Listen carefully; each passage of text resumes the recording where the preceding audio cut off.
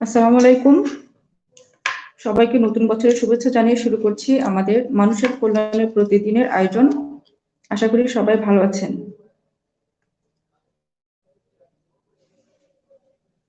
দেশ এবং দেশের বাইরে যারা আমাদের অনুষ্ঠানটি দেখছেন সবাইকে স্বাগত জানাচ্ছি এবং সেই সাথে ধন্যবাদ জানাচ্ছি আমাদের আজকের অতিথিবৃন্দদের যারা আজকের আয়োজনের বিশেষ স্থান দখল করে আছেন। আজকে আমাদের আলোচনার বিষয় থাকছে রাষ্ট্রীয় উন্নয়নে মহিলা ভাইস চেয়ারম্যানদের ভূমিকা। যে উন্নয়নের পরিসরে নারী পুরুষের সমতা ভিত্তিক অংশগ্রহণ অপরিহার্য।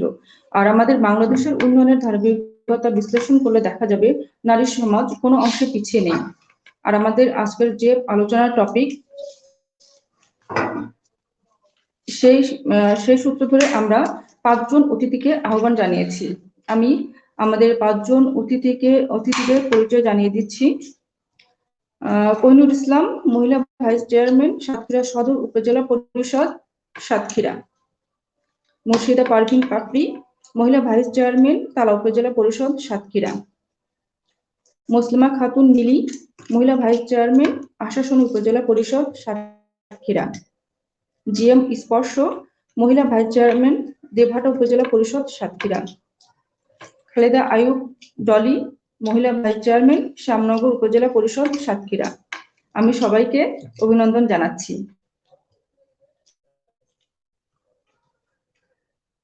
আমাদের সাথে অতিথিদের আমি এবার আহ্বান জানাবো নিজেদের পরিচয়। তাহলে আমাকে কি শুনতে পাচ্ছেন সবাই? জি, শোনা যাচ্ছে। আমি মুসলিমা খাতুন মিলি, আশাশুনি উপজেলা পরিষদ, মহিলা ভাইস চেয়ারম্যান।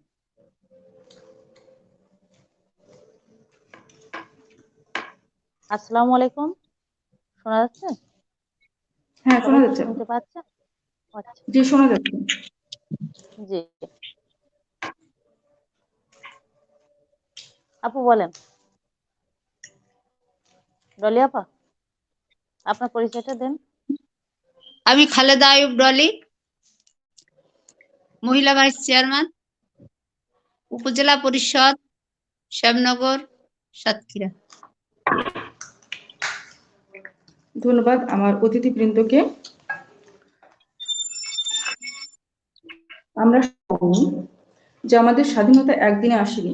দীর্ঘ 9 মাস ধরে রক্তক্ষয়ী যুদ্ধের মাধ্যমে আমরা স্বাধীন এবং সার্বভৌম একটা রাষ্ট্রের অর্জন করতে পেরেছি। এবং এই রাষ্ট্র প্রতিষ্ঠার ক্ষেত্রে পুরুষের পাশাপাশি নারীরাও যে অসামান্য অবদান রেখেছেন সেটা আমরা ইতিহাস থেকেই জানি। যুদ্ধের সক্রিয় অংশগ্রহণ করা ছাড়াও বিভিন্নভাবে সহায়তা প্রদান করে গেছেন এই নারী সমাজ। স্বামী এবং সন্তানকে মুক্তিযুদ্ধে পাঠিয়ে আমাদের মায়েরা এক বিশাল দেশপ্রেম ও আত্মত্যাগের নিদর্শন রেখেছেন। মুক্তিযুদ্ধে হানাদার বাহিনী ও দেশীয় রাজাকারদের হাতে আমাদের রক্ষাধিক মা সম্ভ্রম হারিয়েছেন। মানবাধিকার লঙ্ঘনের এই জঘন্য অপরাধ কখনোই ভোলার নয় এবং আমরা এটা পারি না। মুক্তিযুদ্ধের প্রত্যক্ষ অভিজ্ঞতা থেকেই আমাদের দেশে নারীরা প্রথম আত্মনির্ভরশীল হয়ে উঠেছিলেন। শিক্ষা গ্রহণ থেকে শুরু করে কর্মসংস্থানের প্রত্যাশায় নারী সমাজের মধ্যে বিপুল সাড়াও জাগে। জাতি উৎপাদনে নারীর অংশগ্রহণ একসময় আবশ্যক হয়ে ওঠে। স্বাধীন সার্বভৌম বাংলাদেশে নারী ক্ষমতায়ন নিশ্চিত করার লক্ষ্যে গৃহীত হয় উন্নয়ন পরিকল্পনা। আর এইভাবে গণতন্ত্র প্রতিষ্ঠার ক্ষেত্রে আমাদের রাজনৈতিক দলগুলোতেও নারীরা প্রত্যক্ষ পরোক্ষ ভাবে অংশগ্রহণ করে যাচ্ছে। আমাদের আলোচনার আজকের যে টপিক রাষ্ট্রীয় মহিলা ভাইস চেয়ারম্যানের ভূমিকা, আমরা এর আলোকে আমাদের অতিথিবৃন্দকে প্রশ্ন করার প্রয়াস পাবো। এক্ষেত্রে আমি আমার সহযোগী বন্ধু মতিয়ারা মুক্তা আপুকে স্মরণ করছি। আমি চলে যাচ্ছি মতিয়ারা মুক্তা আপুকে তার প্রশ্ন উত্তর শুরু করার জন্য। অসংখ্য ধন্যবাদ। আমাদের আমন্ত্রিত অতিথিদেরকে আজকে সবার প্রথমে আমি আমন্ত্রণ জানাচ্ছি। ইতিপূর্বে আমরা পরিচিত হয়ে নিয়েছি আমাদের আমন্ত্রিত অতিথি মহোদয় যারা আছেন এবং বাকি যারা আছেন তারাও পর্যায়ক্রমে চলে আসবেন আশা রাখছি। আমি প্রথমেই প্রশ্ন পর্বে চলে যাচ্ছি। আমি এই পর্বে প্রশ্ন রাখতে চাচ্ছি মুসলিমা খাতুন মিলি। আপনি কি শুনতে পাচ্ছেন?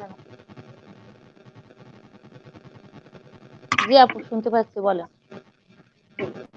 আপনার কাছে আমার প্রশ্ন, বর্তমান সমাজে নারীদের অবদান রাজনীতিতে কতটুকু আছে বলে আপনি মনে করেন?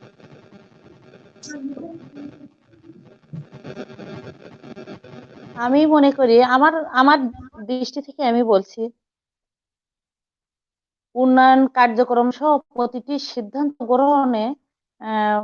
গ্রহণ প্রক্রিয়ায় যদি নারীর কার্যকরী অংশগ্রহণ নিশ্চিত করতে পারি আমরা, যেমন নারীর ক্ষমতায়ন আরো বেশি বেশি প্রয়োজন প্রত্যেকটা খাতে।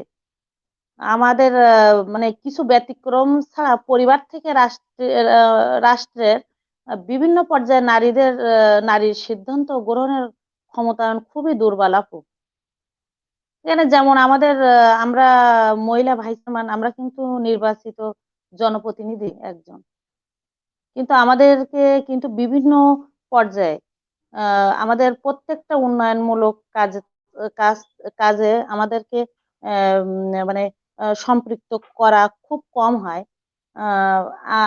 আপনারা জানেন কিনা জানি না, আমাদের উপজেলা পরিষদে 3% বরাদ্দ থাকে নারী উন্নয়ন ফর্মে, যা এই নির্বাচিত হওয়ার পর থেকে আমার মনে হয় না আমরা কোনো ভাইস চেয়ারম্যানেরা সেই 3% নারী উন্নয়ন ফর্মে কাজ করতে পেরেছি, আমরা পারি নাই।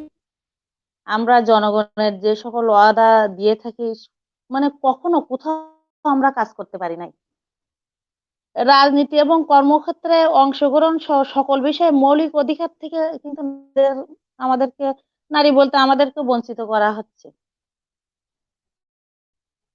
এখন আমার দৃষ্টি থেকে আমি আহ, বলতে গেলেও আমার আমার মানে গুরুজন আপুরাও আছেন, ওনারাও কথা বলবেন। তবে আমার মনে হয় রাষ্ট্র উন্নয়নে নারীদের প্রত্যেকটা প্রত্যেক কর্মকাণ্ডে যদি অংশগ্রহণের মাধ্যমে মানে সম্পৃক্ত রাখা হয়, তাহলে আপনার দেশের উন্নয়ন করা সম্ভব। এটা আমার দৃষ্টি থেকে আমি বলছি। এখন আমাদেরকে প্রত্যেকটা মানে আমাদের নারী বলে মানে পিছিয়ে রাখা হয়, কিন্তু কেন? এটা এটা আমার প্রশ্ন, কিসের জন্য? বাংলাদেশের সংখ্যা নারী, আর এই অর্ধেক জনগোষ্ঠীকে যদি পিছিয়ে রাখা হয়, তাহলে দেশের উন্নয়ন করা কি সম্ভব? কখনোই সম্ভব না।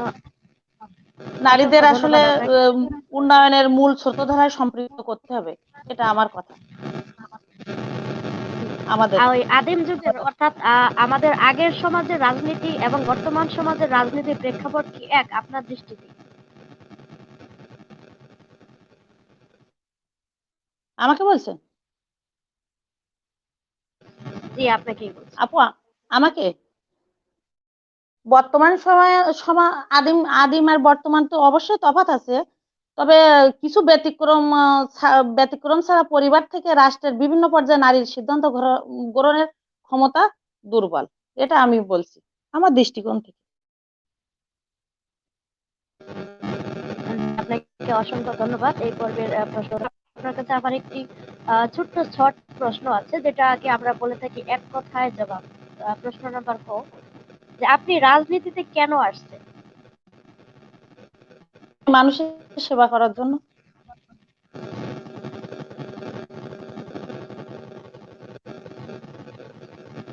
জি, মানুষের মূলত সেবা আপনি করার জন্য, মানুষের সেবা করার জন্য এবং মানুষের সেবা সেবা বলতে যে রাষ্ট্রের উন্নয়নের জন্য তথা দেশের উন্নয়নের জন্য আসছি।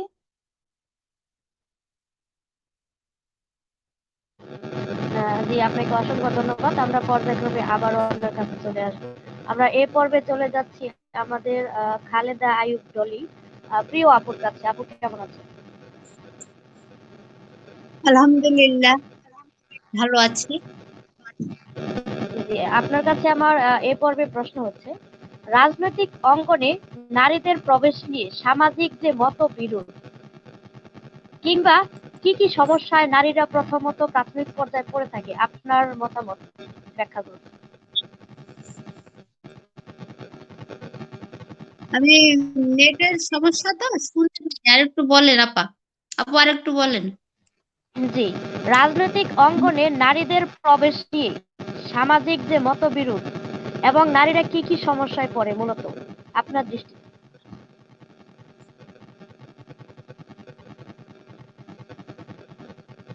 আপা একটু একটা বাইরের একটা এক্সেস সাউন্ড আসতেছে, সাউন্ডটা কি আমার না অন্য কোনো? জি জি জি, এবার আমি বলছি, আমার স্টিমের সমস্যা। রাজনৈতিক আপনি এই যে অঙ্গনে জি, এবার আমি বলছি, রাজনৈতিক অঙ্গনে নারীদের প্রবেশ নিয়ে সামাজিক যে মতবিরোধ, অর্থাৎ নারীরা রাজনীতিতে গেলে কি কি সমস্যায় পড়ে মূলত আপনার দৃষ্টিতে? রাজনৈতিক অঙ্গনে নারীদের কি কি সমস্যা নারীদের বলে হয়ে থাকে? কি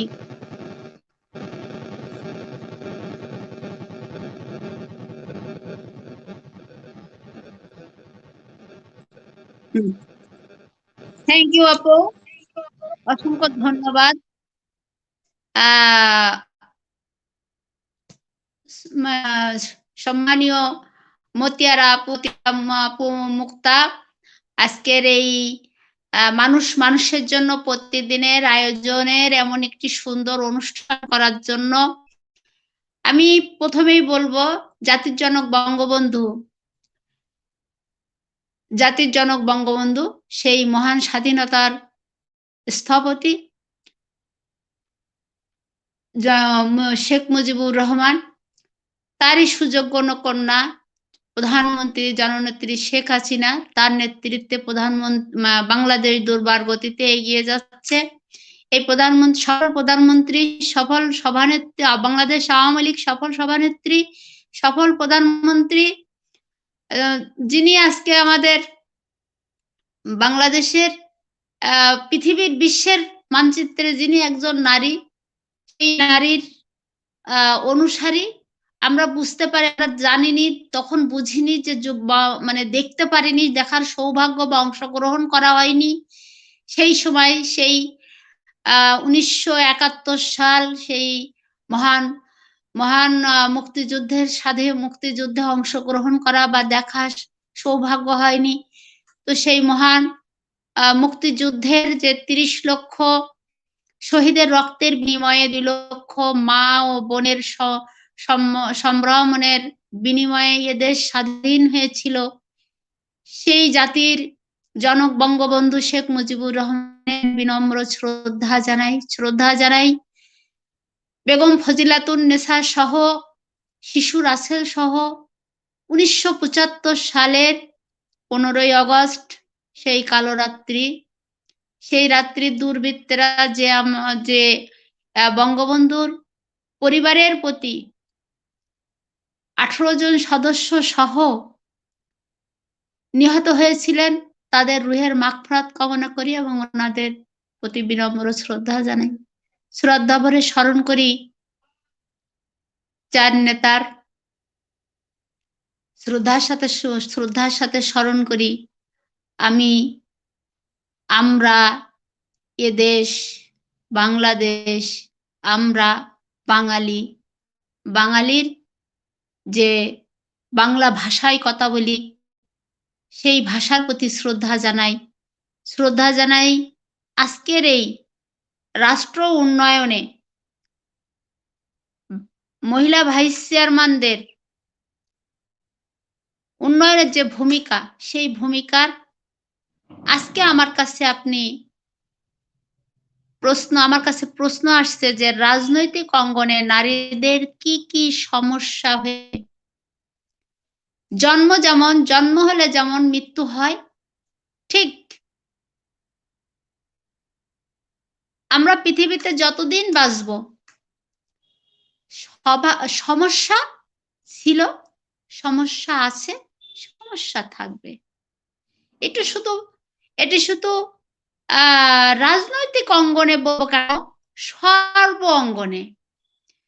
জন্ম হয়েছে যেমন ধ্রুব সত্য, মৃত্যু যেমন সত্য, সমস্যা সত্য, অভাব অফুরন্ত।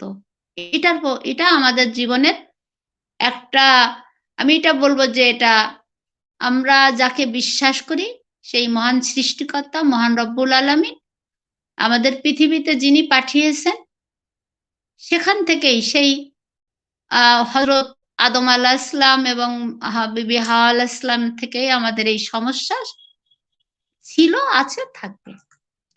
এখন রাজনৈতিক অঙ্গনে আমি মনে করি রাজনৈতিক মানে আমি একজন নারী।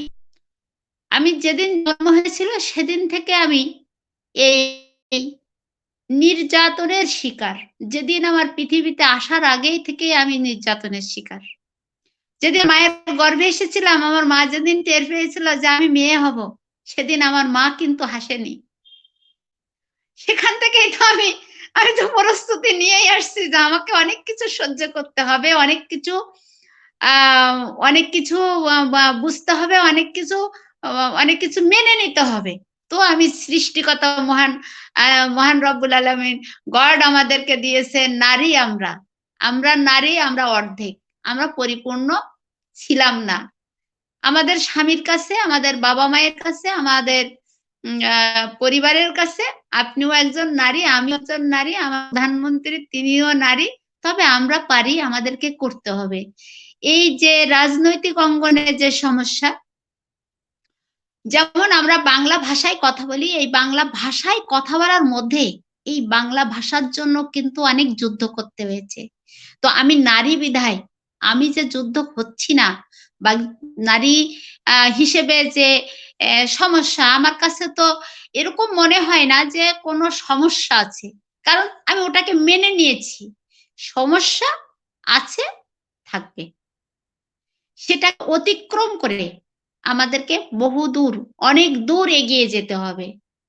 সামনে যত বাধা বিপত্তি যাই আসুক না কেন, একটা নারী যেমন একজন মা, সে মা যেমন একজন সন্তানকে জন্ম দিতে তাকে অনেক কিছু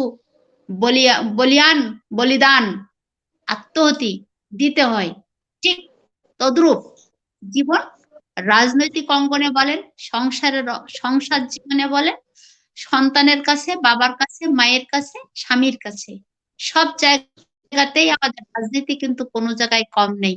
ভাই বোন, আত্মীয় স্বজন, পরিজন, সবার মধ্য দিয়েই কিন্তু একটা রাজনীতি আছে। আমি মনে করি রাজনীতি মানে ঘোড়া মার্কায় ভোট দাও, মানে হাতি মার্কায় ভোট দিতে গেলে যে রাজনীতি বলে, আমি এটাকে রাজনীতি হিসাবে বিশ্বাস করি না। আমি বিশ্বাস করি আমার নিজের কাছ থেকে, আমার সমাজের কাছ থেকে, আমার ধর্মের কাছ থেকে, আমার পরিবার পরিজনের কাছে যে রাজনীতিটা আছে, এই রাজনীতিটা যদি আমরা নারী হিসাবে যদি আমরা উইন করতে পারি, সফলতা করতে পারি, সেক্ষেত্রে রাজনীতি, কোন রাজনীতির কথা আমাকে প্রশ্ন করেছেন, আমি ঠিক এটা মালুম করতে পারলাম না। রাজনীতি এইটা আমার কাছে সমস্যা বলে মনে হয় না আপু। আমি যদি আপনাকে বোঝাতে পেরে থাকি তাহলে আপনাকে আমার ধন্যবাদ, আর যদি বোঝাতে না পেরে থাকি তাহলে আমাকে আরো সুযোগ দেওয়ার জন্য অনুরোধ রইল। অসংখ্য ধন্যবাদ আপনাকে, আপনার প্রশ্নের সুন্দরভাবে জবাব দিয়েছেন। একেই বলে রাজনৈতিক ব্যক্তি, যে রাজনৈতিক, যার নামের আগে রাজ। আর আমাদের মানুষের কল্যাণে প্রতিদিনের যিনি প্রতিষ্ঠাতা, তার নামও কিন্তু রাজ। তো রাজে রাজনীতির একটা ব্যাপার স্যাপার আছে। অনেক সুন্দর গুছালো আলোচনা আপনারা রেখেছেন, এবং আমরা অনেক ধন্য আপনার আলোচনা থেকে। আপনার কাছে আমার এক কথায় একটি প্রশ্ন আছে। প্রশ্নটা হচ্ছে যে, আপনি যদি রাজনীতিতে না আসতেন তাহলে আপনি মূলত কি করতেন, বা রাজনীতির সমকক্ষ আপনার কি এমন পেশা আছে মনে হয়? আমার একটা জীবন যে আমি পৃথিবীতে এসেছি, আমি কাউকে কিছু দিতে চাই। আমার থেকে যে সময়, আমার থেকে শ্রম, আমার থেকে ভালোবাসা, আমার থেকে অন্যের জন্য, শুধু মানুষ না, মানুষের জন্য, জীবনের জন্য। তো মানব জীবনে যে দানে যে কমে না, এটা মহান রব্বুল আলামিন বলেছে, তুমি যত দান করো তোমার দানটা বাড়বে। দানে মানুষ বড় হয়, দানে বাড়ে, জ্ঞানে হোক, বিদ্যায় হোক, অর্থে হোক, ধর্মে হোক, যেখানেই হোক না কেন, দানে সবসময় বাড়ে। আমি আমার জীবনটাকে মনে করি একটা দান করার জন্য, আমি অন্যকে আনন্দ দেওয়ার জন্য, মানুষকে বা মানুষ, পশু পাখি, গাছপালা, তাদেরকে আমার কাছ থেকে কিছু তাদেরকে কিছু দেওয়ার জন্য মনে হয় মহান রব্বুল আলামিন আমাকে পৃথিবীতে পাঠিয়েছেন। তো সেখানে আমি এই যে রাজনীতি বলেন আর চাকরি নীতি বলেন আর যাই বলেন, আমি পৃথিবীতে এসেছি অন্যকে কিছু দেওয়ার জন্য। এই দেওয়াটা থেকে আমি মনে করি যে আমি কিছু দিতে পারলাম কিনা। আর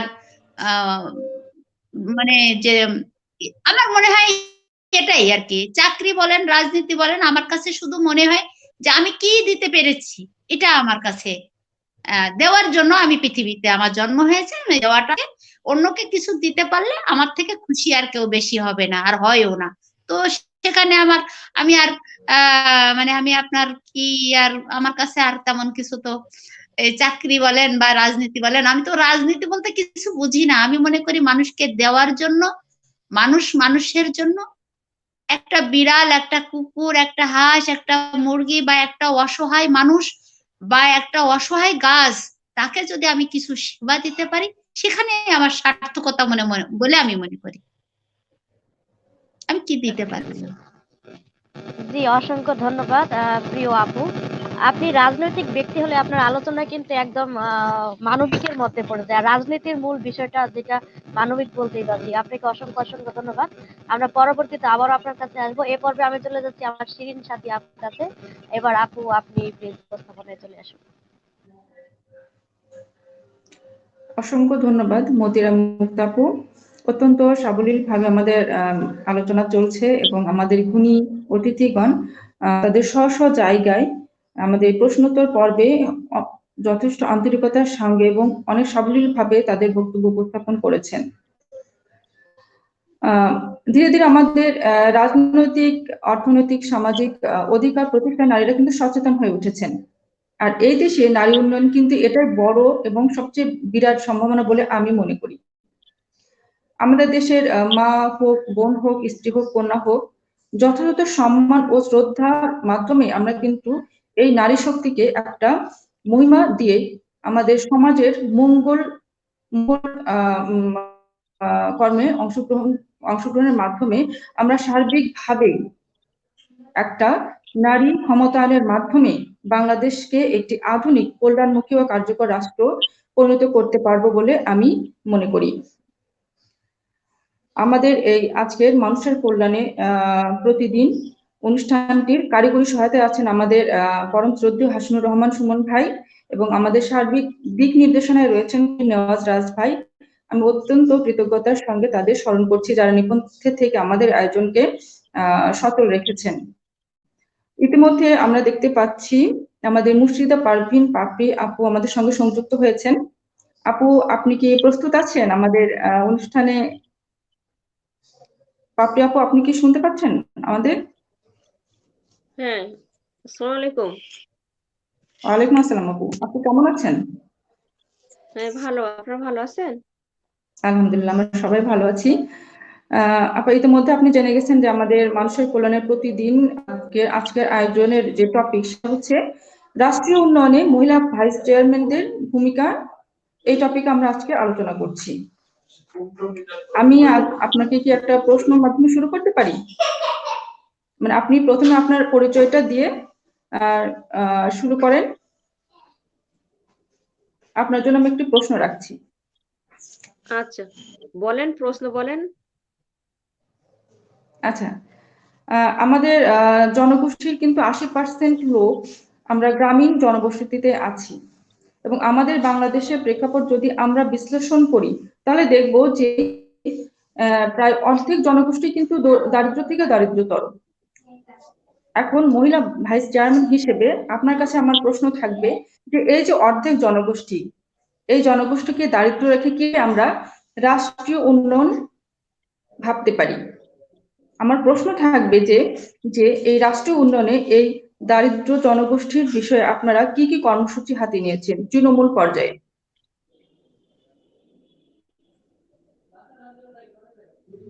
আপনি কি আমার প্রশ্নটা বুঝতে আবার পেরেছেন? রিপিট করেন, আমি বুঝতে পারিনি। বলেন। আমার প্রশ্ন হচ্ছে বাংলাদেশের গ্রামীণ জনগোষ্ঠীর উন্নয়ন না হলে কিন্তু রাষ্ট্রীয় উন্নয়নটা হচ্ছে না, এবং এই গ্রামীণ জনগোষ্ঠীর কিন্তু অর্ধেকই আমরা দেখবো দারিদ্র থেকেও দরিদ্রতর। এখন এই দারিদ্র জনগোষ্ঠীকে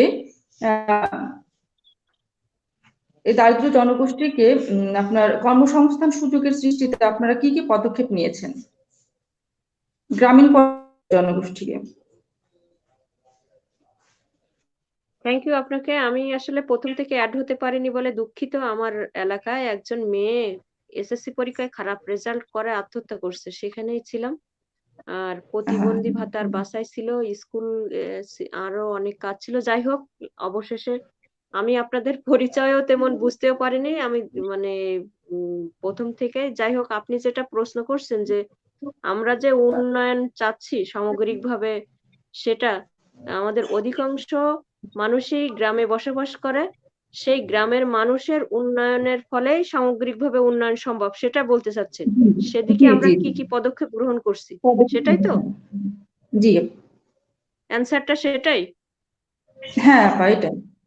মানে আমরা গ্রামের যে তৃণমূল পর্যায়ে যে মানুষগুলো আছে তাদের জন্য কর্মসংস্থান, না সকল ক্ষেত্রে, কোন মানে শুধু কর্মসংস্থান, শুধু কর্মসংস্থান না, তাদের অর্থনৈতিক মানে উন্নয়নের ক্ষেত্রে আমরা জীবনমান উন্নয়নের জন্য কি কি পদক্ষেপ বর্তমান সরকারের, না সামগ্রিকভাবে জি। আমরা আমাদের যে ডেজিগনেশন হল সেটা আমরা কি করছি, না গভর্নমেন্টের?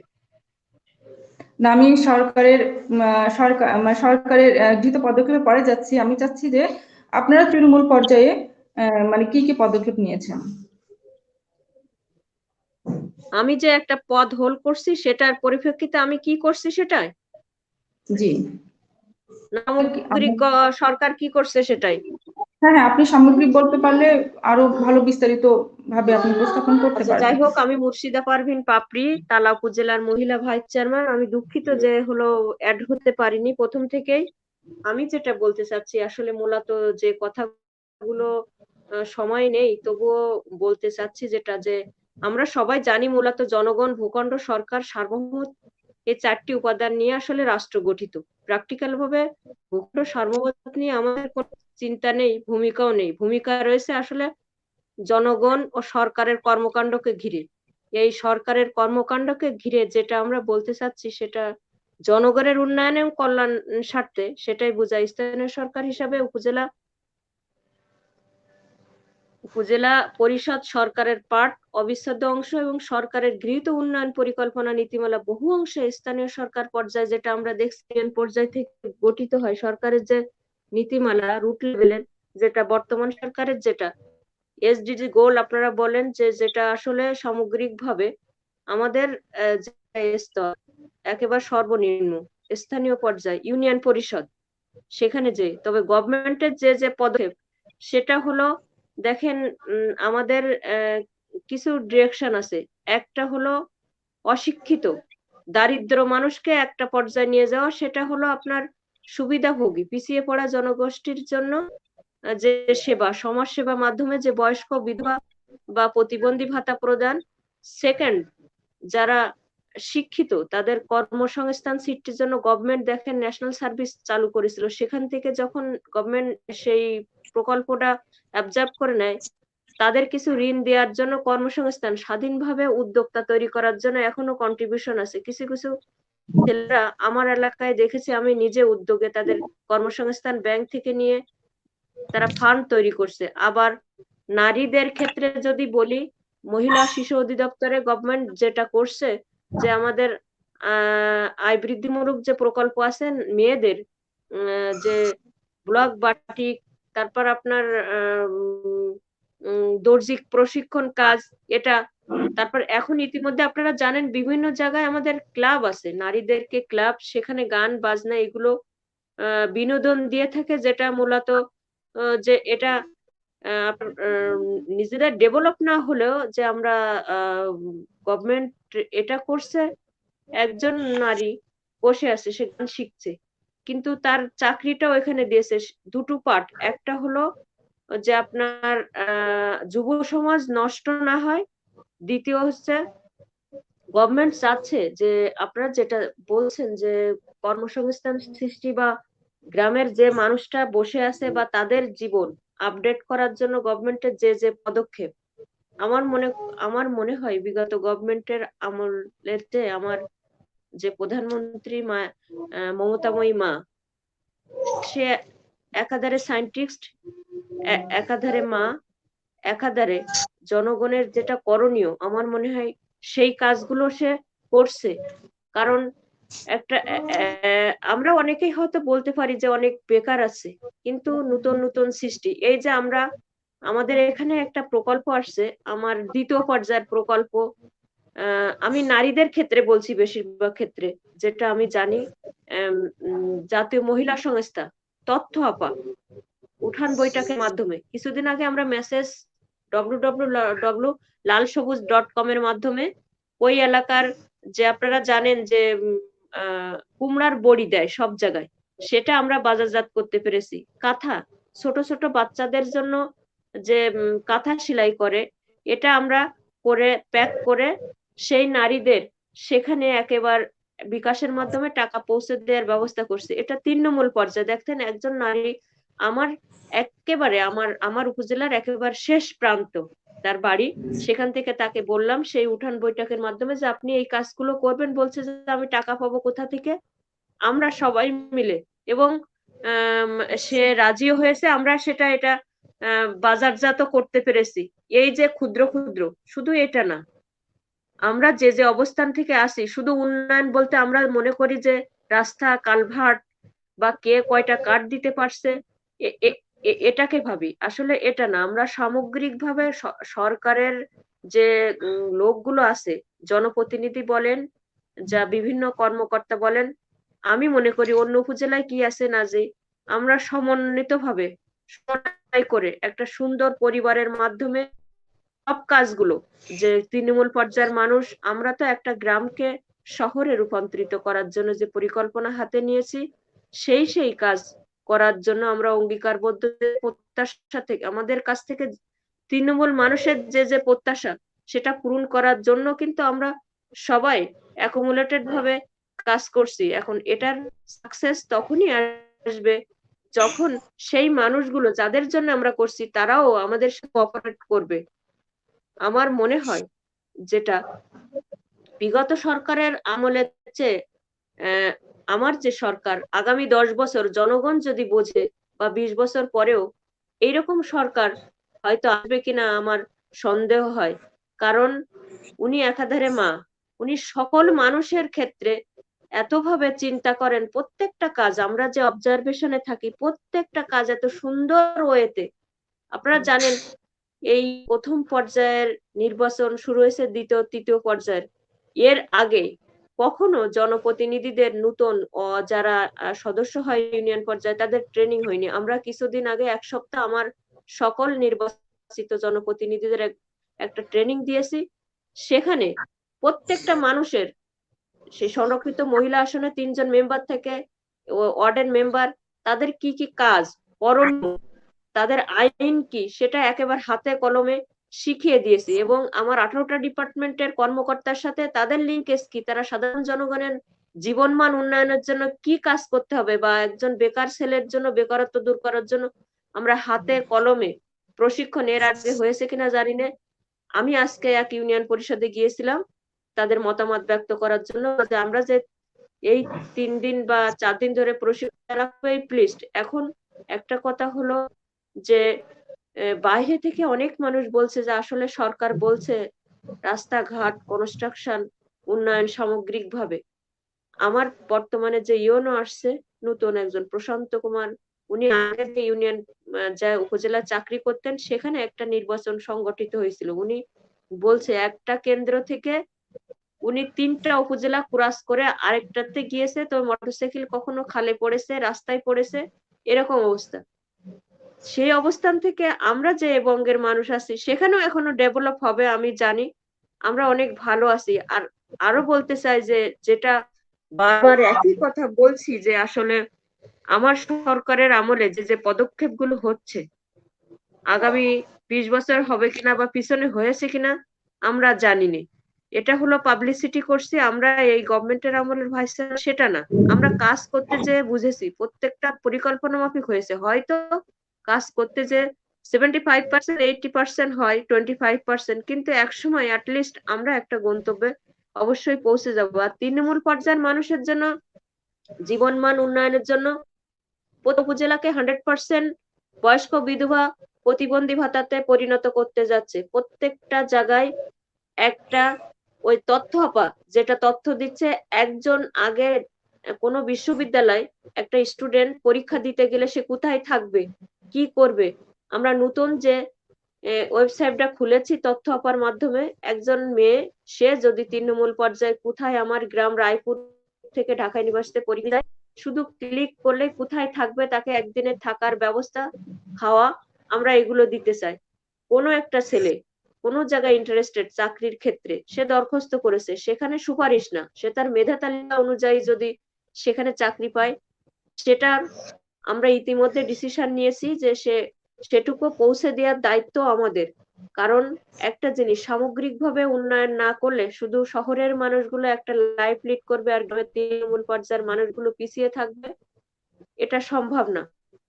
তারপরেও আমি বলবো গ্রামের মানুষ এখনো পিছিয়ে আছে, কারণ গ্রামের আগের মতো সেই ডাক্তার ইঞ্জিনিয়ার হচ্ছে না। গ্রামের মারা এখন শহরের মার থেকে পিছিয়ে আছে। পুষ্টিকর খাবার আমরা এখন বিভিন্ন জায়গায় কাউন্সিলিং করছি, একটা বাচ্চার যে পুষ্টিকর খাবার দেওয়া প্রয়োজন, বাচ্চাকে স্কুলে প্রস্তুত করে দেওয়ার প্রয়োজন, আমরা করছি। একটা জিনিস গত গত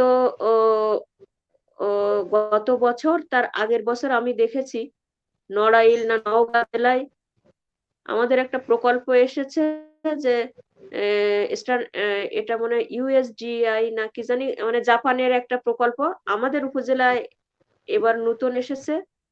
নড়াইলের উপজেলা চেয়ারম্যান, ভাইস চেয়ারম্যান এবং ইউনো ওই প্রকল্পের মাধ্যমে জাপানে গিয়েছিল। শুধু একটা কাজই তারা করেছিল, সেটা 17টা ডিপার্টমেন্টের কি কাজ হচ্ছে সেগুলো অ্যানালাইসিস করে নথিগতভাবে তাদের পাঠানো। আমি একটা ডিরেকশন নিয়েছি, সেটা আমার উপজেলার জন্য, যে প্রত্যেকটা বাচ্চাকে প্রাথমিক বিদ্যালয়ে পড়ার জন্য মানে আগ্রহী করা, বেসরকারি কোনো স্কুলে না, কিন্ডারগার্টেন। এবং একটা পদক্ষেপ নিয়েছি, সেটা হলো প্রত্যেকটা মাকে নরমালি ডেলিভারি করার জন্য। তৃতীয় পদক্ষেপ আমরা সবাই মিলে নিয়েছি, নিরাপদ পানি ব্যবহার করার জন্য। আমরা এক একটা কাজ যদি এভাবে এক একটা জায়গা থেকে করি, সাকসেস হই, আমার মনে হয় আমরাও একটা পর্যায়ে যাব। আপনার যেটা প্রশ্ন ছিল সেটা আমি এবার আসি, সেটা হলো যে সামগ্রিকভাবে আমরা তৃণমূল পর্যায়ের মানুষের জন্য কর্মসংস্থান তৈরি করার জন্য কি কি প্রচেষ্টা যাচ্ছি, বা আমার গভর্নমেন্ট কি কি করছে, কি কি করছে না সেটা বলেন তো। আমার যুব উন্নয়ন ট্রেনিং দিয়েছে, যুব উন্নয়নের যে যুবকরা আছে তাদেরকে ট্রেনিং দিয়ে কৃষি ক্ষেত্রে হোক অন্য ক্ষেত্রে হোক, নারী ও শিশু যে অধিদপ্তরে এদেরকে যে প্রশিক্ষণ দিচ্ছে, নারীদের যে গর্ভবতী কার্ড দিচ্ছে, তাদের জীবন মান লাইফ লিড করার জন্য সমাজসেবা সব ধরনের সুবিধা দিচ্ছে। ক্ষুদ্র ঋণ সমবায়, এখানে বলছে যে সমবায় থেকে যে সমিতিগুলো, আমাদের ওখানে একটা দুগ্ধ খামারের প্রায় 100 কোটি টাকা ডোনেট করছে, সেখানে মিল্কভিটা একটা আপনার ফ্যাক্টরি তৈরি করছে বাজারজাত করে বাইরে দেওয়ার জন্য। যে কৃষক আমাদের এখানে 3টা মেশিন হায়ার করা হয়েছে, সেটা হলো যে একদিক থেকে ধান রোপণ করা হবে চাষি অল্প সময়ে, আরেকটা হলো ধান কর্তন হবে, ধান মাড়াই হবে, বস্তা। এটা তাহলে আপনি বলেন সকল সেক্টরে কোথা থেকে, মানে শিক্ষিত মানুষ হোক, কৃষক হোক, মহিলাদের ইতিমধ্যে উপজেলা যে বিআর ডিবি, আমি নিজেই 18টা প্রশিক্ষণ দিয়েছি। সেটা হলো যে খাদ্যশস্য ছাড়া অন্য কি সবজি চাষ করা যায়, সেটা মশলা জাতীয়, সরিষা তেল জাতীয় অন্য প্রশিক্ষণ দিয়ে তাদের বীজও সাপ্লাই দেওয়া হচ্ছে, যে তারা বাড়ির পাশে হোক হাঁস মুরগি আমরা ভ্যাকসিনেশন দেওয়ার প্রত্যেকটা রূপে এক একটা গ্রাম থেকে ধরেন 10 জন করে, এবং ওরাই রিপ্রেজেন্টেটিভ হাঁস মুরগি কিভাবে তারা ভ্যাকসিনেটেড করতে পারবে, ছাগল গরু এখানে ট্রেন আপ করে। যে মানুষটা ক্লাস 8 পায়, সে যদি এইগুলো আমার গভর্নমেন্টের আমলে বা আমরা যে সুবিধাগুলো দিচ্ছে এগুলো যদি মাথায় ধারণ করে, লালন করে এবং ব্যবহার করে, আমার মনে হয় দারিদ্রতার হার অবশ্যই কমে আসবে এবং সবাই সমান তালে একটা লেভেলে আমরা পৌঁছে যাব। আপনার আর কোনো প্রশ্ন? হ্যালো। জি, আপনাকে অসংখ্য ধন্যবাদ মুর্শিদা পারভিন আপা। আপনার অত্যন্ত জ্ঞানগর্ভ এবং অত্যন্ত সুন্দর সাবলীল বক্তব্যে আমরা খুবই আহ, উম, আলোচনার পরিপ্রেক্ষিতে আমরা অনেক অনেক তথ্য জানতে পেলাম। মূলত আপনাকে নিয়ে একক লাইভে আসা দরকার, কারণ আপনি যেই পরিমাণ আলোচনা তুলে ধরলেন সংক্ষিপ্ত সময়ে, কি অসাধারণ ভাবে আমরা একদম মুগ্ধ হয়ে শুনছিলাম। জি, শিরিন আপু বলেন এবার। আসলে উন্নয়ন ধারণাটি একটি বহুমাত্রিক এবং ব্যাপক একটি ধারণা। সাধারণ অর্থে যদি আমরা উন্নয়নটা বলতে চাই, তাহলে সাধারণত বলবো অগ্রগতি, সমৃদ্ধি, বিকাশ, উন্মেষ, সংযোজন, বিবর্তন, পরিবর্তন সব বিষয় কিন্তু চলে আসে। আমাদের আজকের অতিথি মুর্শিদা পারভিন পাপড়ি আপা, মানে ওনাকে অসংখ্য ধন্যবাদ জানাচ্ছি যে উনি এত চমৎকারভাবে বিস্তৃত ভাবে বিষয়গুলো এইগুলো যে আমাদের সামনে উপস্থাপন করলেন। আসলে এই প্রাসঙ্গিক বিষয়ে দ্বিতীয় কোনো প্রশ্নের সুযোগই তিনি রাখেননি। এজন্য আমি আবারও ধন্যবাদ জানাচ্ছি। আমি মুর্শিদা পারভিন পাপড়ি আপাকে আরেকটি প্রশ্ন রাখতে চাচ্ছি, খুব ছোট্ট প্রশ্ন। বলেন। হ্যাঁ আপা, হ্যাঁ, বলেন।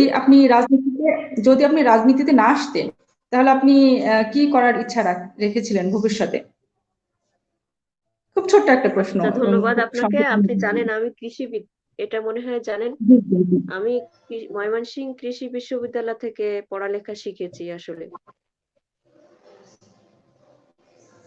হ্যালো, শুনতে পাচ্ছেন আমাকে? জি, শুনতে পাচ্ছি আপা। হ্যাঁ, আমি ময়মনসিংহ কৃষি বিশ্ববিদ্যালয় থেকে পড়ালেখা শিখেছিলাম। ধান গবেষণা কেন্দ্রে কিছুদিন চাকরিও করেছিলাম।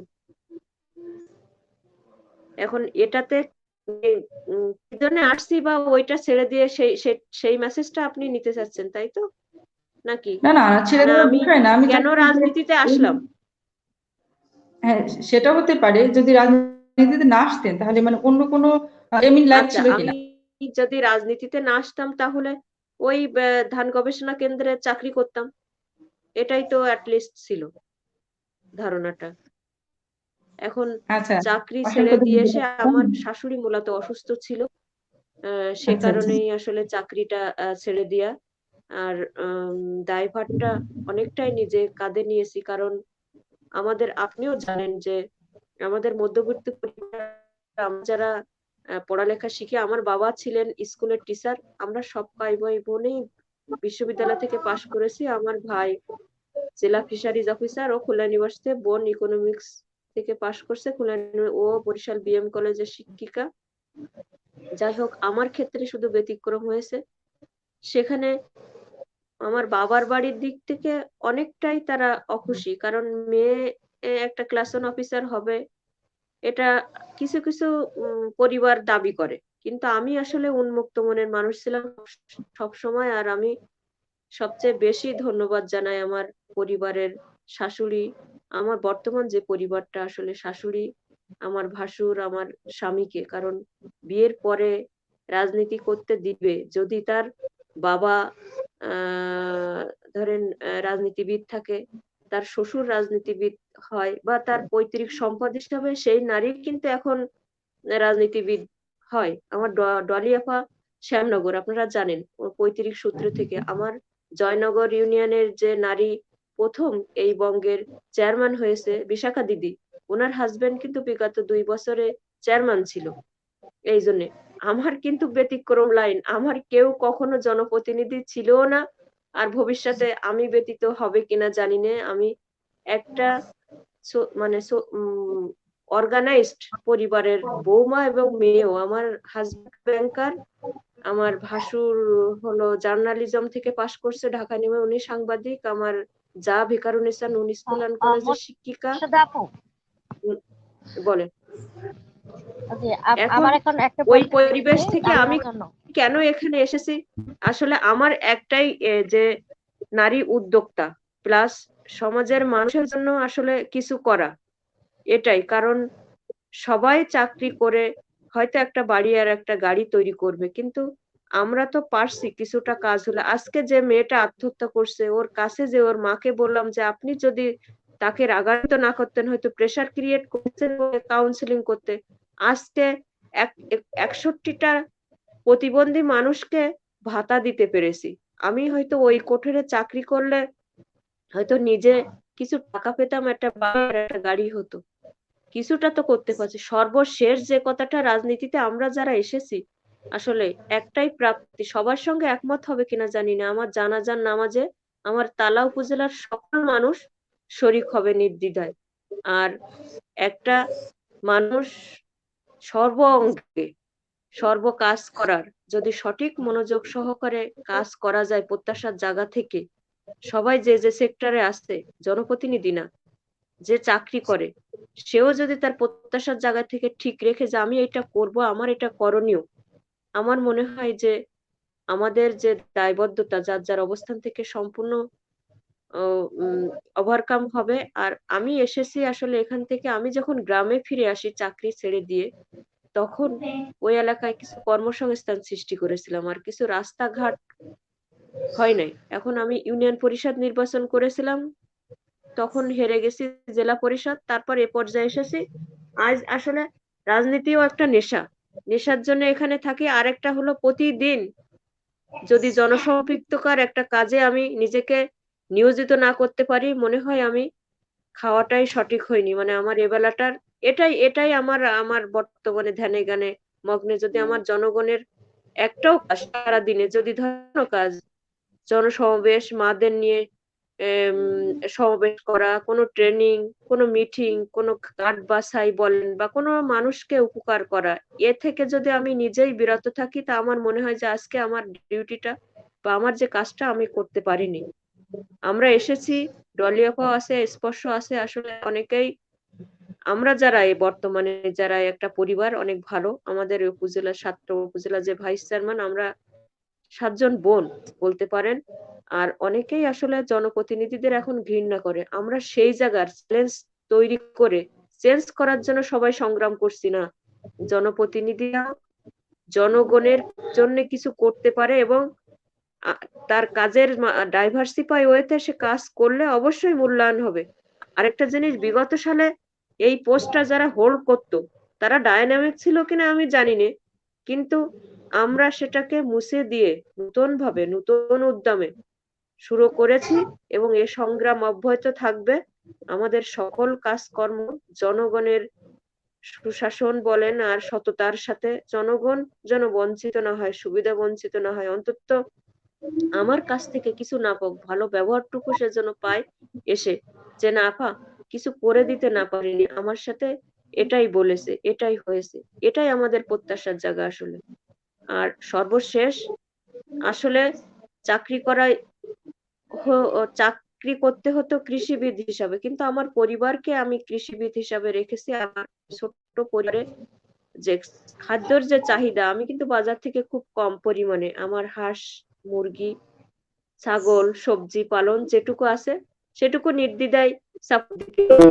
তার সঙ্গে অ্যাড হলো জনপ্রতিনিধি। একটা মানুষ তো তাহলে দুইটা কাজই করছে, সুবিধাটা কোথায়? শুধু মূল্যায়নটা। আমাদের সমাজে আমাদের উপজেলা মহিলা ভাইস চেয়ারম্যান পদ, আসলে পদের অনেক ধরন আছে কিন্তু মূল্যায়ন নাই। কিন্তু আপনি যদি সঠিকভাবে কাজ করেন, অবশ্যই আমার কোনো ইউনো আমার ভাইস চেয়ারম্যানদের ফোন করে কিনা জানি না, কিন্তু প্রত্যেকটা কাজে অন্তত 4 বার 5 বার যে আপনি আসবেন তো ম্যাডাম, এবং চেয়ার কি আছে না আছে এটা তো আমার কষ্ট করতে হয়েছে, এটা তো আমার ধরে রাখতে হয়েছে, ধারক আর বাহক। আবার যে অনুপস্থিত থাকবে তারটা ওরকম হবে আমি বলছি না, তবে আমার মনে হয় 7টা উপজেলার এখন যারা আছে সবাই ফিট এবং আমরা 7 বোন সংগ্রাম করব। এবং আসলে যারা যারা কাজ করে তারা ফল লাভ করে হয়তো পরে, যারা আমাদের বিগত দিনে যারা সংগ্রাম করেছে আমরা হয়তো সেই সুবিধাটুকু ভোগ করছি, আমরা এখনো সংগ্রাম করছি, সামনে যারা আসবে তারা এর ফল ভোগ করবে। তবে যাই বলেন না কেন, বর্তমান সরকার অতুলনীয় সরকার, প্রত্যেকটা পদক্ষেপ সুগঠিত। হয়তো কিছুটা ভুল ভ্রান্তি আছে, সেটার জন্য কিছুটা, তবে একটা লেভেলে আমরা সবাই পৌঁছে যাব যদি আমরা প্রত্যাশার জায়গায় থেকে আবার কাজ করে থাকি, মানে সবাই একসাথে মিলে। এবং বাংলাদেশ সরকার, সে আমার বর্তমান নেত্রী যদি সুস্থ থাকে বা কোনো আগামী 30-40 বছরে এ ধরনের সরকার পাবে কিনা সন্দেহহীন। ধন্যবাদ আপনাকে বলে। অসংখ্য ধন্যবাদ মুর্শিদা পারভিন পাপড়ি আপাকে। আমরা আবার আপনার কাছে আসবো। আমি এভাবে চলে যাচ্ছি খালেদা আইয়ুব ডলি আপার কাছে, মহিলা ভাইস চেয়ারম্যান, শ্যামনগর উপজেলা পরিষদ, সাতক্ষীরা। আপা শুনতে পাচ্ছেন আমাকে? হ্যাঁ, থ্যাংক ইউ আপা, শুনতে পাচ্ছি। পাপড়ি আপার সুরে বলছি যে এই যে পরিবার মেনটেন করে এই যে রাজনীতি অঙ্গনে আপনারা হচ্ছে সফলভাবে এগিয়ে যাচ্ছেন, এই পরিবার ম্যানেজ থেকে শুরু করে রাজনীতি অঙ্গন আপনারা কিভাবে, মানে আপনি কিভাবে ম্যানেজ করছেন, আমি সেটা আপনার মুখে জানতে চাচ্ছি। একদিকে পরিবার, একদিকে আপনার রাজনৈতিক অঙ্গন। রাজনৈতিক অঙ্গন, ধন্যবাদ আপা আপনাকে আরেকবার কথা বলার সুযোগ দেওয়ার জন্য। তো আপনি কথা বলছিল, শুনছিলাম, আপনারাও মনোযোগ দিয়ে শুনছিলেন, আমিও মনোযোগ দিয়ে শুনছিলাম। আপনি আমাকে প্রশ্ন রেখেছেন যে সংসার আর রাজনীতি দুইটা যে ব্যালেন্স। কিভাবে ব্যালেন্স করি। আসলে যে কথা আমি আগে বললাম যে আমি জন্ম থেকে এটা দেখে আসছি। আমার জন্ম হয়েছে যখন, তখন আমি একটা রাজনৈতিক পরিবারের, আমি আমার হাজবেন্ড আমি আমার এটা বলি, আমার হাজবেন্ড বাংলাদেশ বিমান বাহিনীর একজন রিটায়ার্ড ওয়ারেন্ট অফিসার। আমার শ্বশুর বাড়িও রাজনৈতিক একটিবার। তারপরে আমার জন্ম থেকে এই যে আমাদের সবসময় মানুষ খাচ্ছে, তারপরে সবসময় আসতেছে যাচ্ছে। আমি ভোরে ফজরের নামাজ পড়ার পরে রান্না বান্না করে আমার সংসারকে আমি সামলে, আবার এটা একটা ছোটবেলা থেকে অভ্যাসে পরিণত হয়ে গেছে যে কোনটা রাজনীতি আর কোনটা সংসার। এটা আমার কাছে খুব একটা কিছু মনে হয় না। এটা একটা মানে এটা আমার অভ্যাস।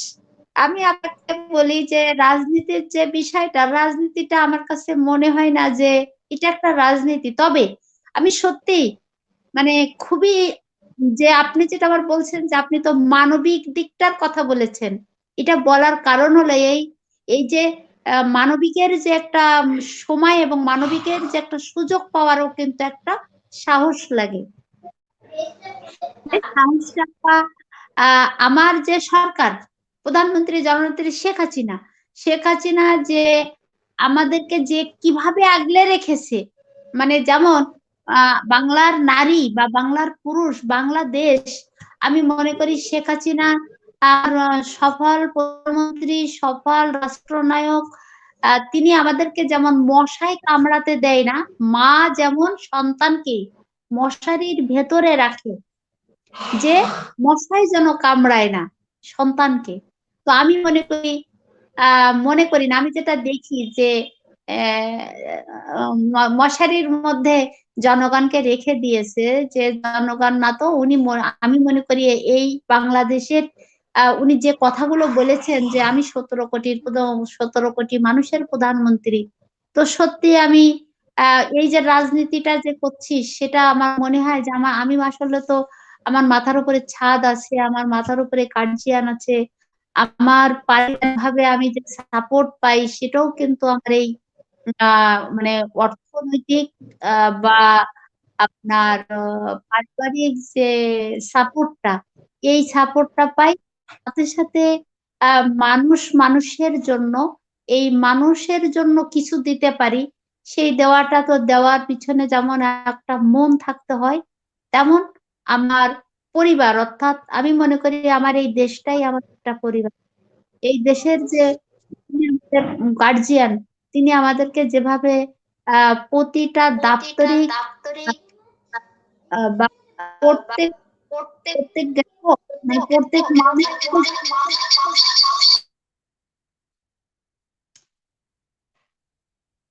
আপা শব্দটা কি আমার আসতেছে না আপনাদের? জি হ্যালো, আপনি বলুন। বলছি যে এই শব্দটা কি আপনাদের? এটা টেকনিক্যাল ঠিক সমস্যা আছে, ছিল, আপনি বলুন, আমরা শুনছি। তো যে একজন মানুষ সকালে উঠে যখন আমার পাশে এসে বলে যে আপা আমার পরিবারের এই অসুস্থতাটা, আমার পরিবারের এই সমস্যা, খাদ্যের, বস্ত্রের, চিকিৎসার, শিক্ষার, যে কোনো বিষয়ে, গৃহ, যে কোনো বিষয়ে আমাকে হয়তো জানালো। আমার পারিবারিকভাবে আমার আমার পরিবারের মধ্য থেকে যতটুকু আমি দিতে পারি, তার থেকে আরো বেশি সাহস রাখি, দেওয়ার সাহস রাখি। এই এই প্রধানমন্ত্রী আমার যিনি অভিভাবক, এই দেশের অভিভাবক, এই যে বললাম আমি একটা ছোট্ট ভাষায় বলে দিলাম যে আমাদেরকে মশারির মধ্যে রাখছে, মশায় যেন না কামড়ায়। তাহলে কোন কাজটা করছে না?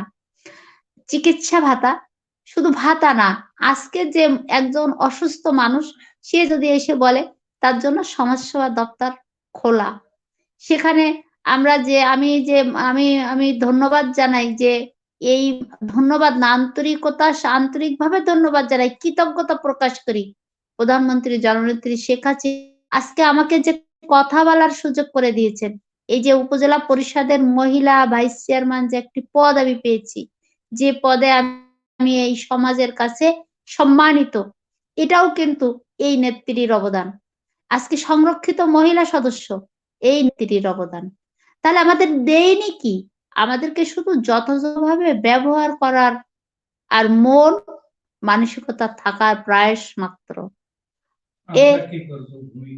আমাদের যে ভূমিকাটা সেটা হলো যে আমাদের দিক নির্দেশনা দিয়ে দিয়েছে। রাষ্ট্রের যে উন্নয়ন, রাষ্ট্রের উন্নয়নে প্রতিটি উপজেলার প্রথম আমার নেত্রীর ভীষণ ছিল যে গ্রাম হবে শহর।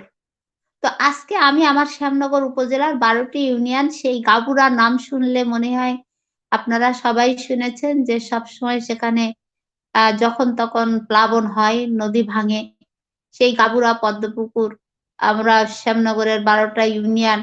তো আমি সেই গাবুরা অর্থাৎ বাংলাদেশের সর্ববৃহৎ উপজেলা শ্যামনগর উপজেলা, আর এই শ্যামনগর উপজেলা সর্বশেষ উপজেলা এবং সর্বশেষ উপজেলার সর্বশেষ ইউনিয়ন হচ্ছে গাবুরা। এই গাবুরা আমি একটু কথা বলতে চাচ্ছিলাম, আমি একটু আপনাদের অনুমতি নিয়ে চলে যেতে চাচ্ছিলাম। আরে অপেক্ষা করো, এত ব্যস্ত হও কেন? একটা ভালো পরিবেশে বসে কথা বলতেছি, তুমি কেন? ঠিক আছে, আমার জন্য অনেক মানুষ ওয়েট করছে। আজকে নির্বাচনের আর মাত্র 2 দিন বাকি, তো 5 তারিখে নির্বাচন, বারবার ফোন করছে। তো আপনি 5 মিনিট পরে প্রোগ্রাম আসুন, অনেক, সমস্যা নেই, আপনি আবার যুক্ত হতে পারেন। আর ঠিক আছে, তুমি তাদের সাথে কাজ করো আর সেই সাথে সাথে যুক্ত থেকো। আমাকে প্রয়োজন বাইরে যেতে হবে ওদের সঙ্গে। বাইরে কেন? তুমি ওদের একটা প্রোগ্রাম আছে। বলতে পারবা। আচ্ছা আচ্ছা আচ্ছা, ঠিক আছে, তাহলে আমরা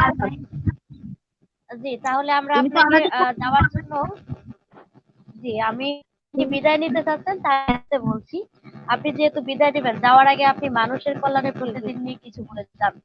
যেমন আমরা এই মানুষের কল্যাণে প্রতিদিন পত্রিকা থেকে আমরা কাজ করছি, এবং এই পত্রিকা থেকে আমরা স্ট্রিমিয়ার্ডে বসেছি।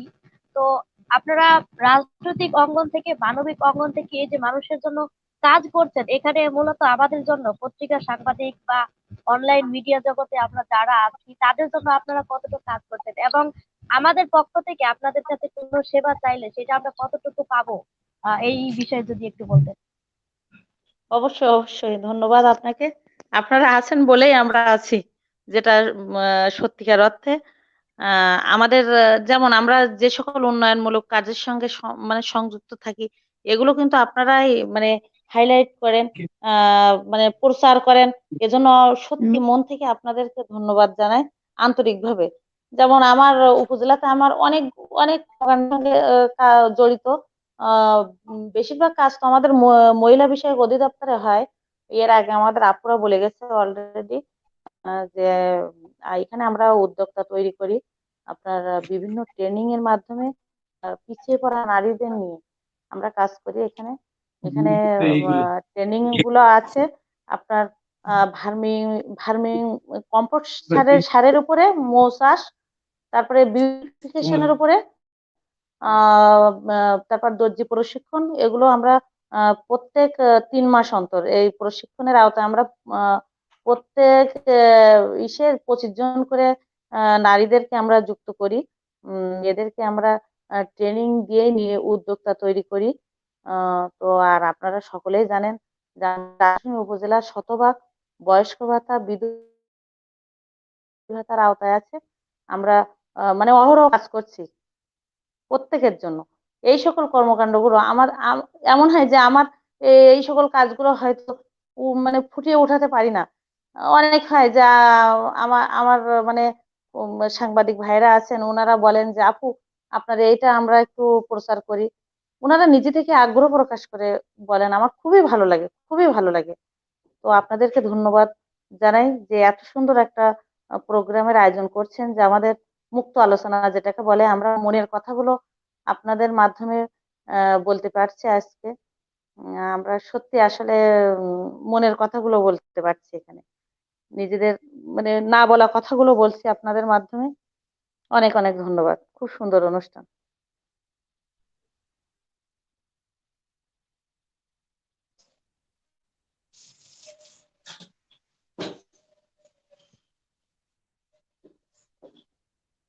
আহ, উম, টানে ওনাকে বাইরে বেরোতে হচ্ছেন এবং তার অনেক ব্যস্ততার মধ্যেও যে তিনি আমাদেরকে সময় দিয়েছেন, তার মূল্যবান সময় দিয়েছেন, এই কারণে আপনাকে অসংখ্য ধন্যবাদ।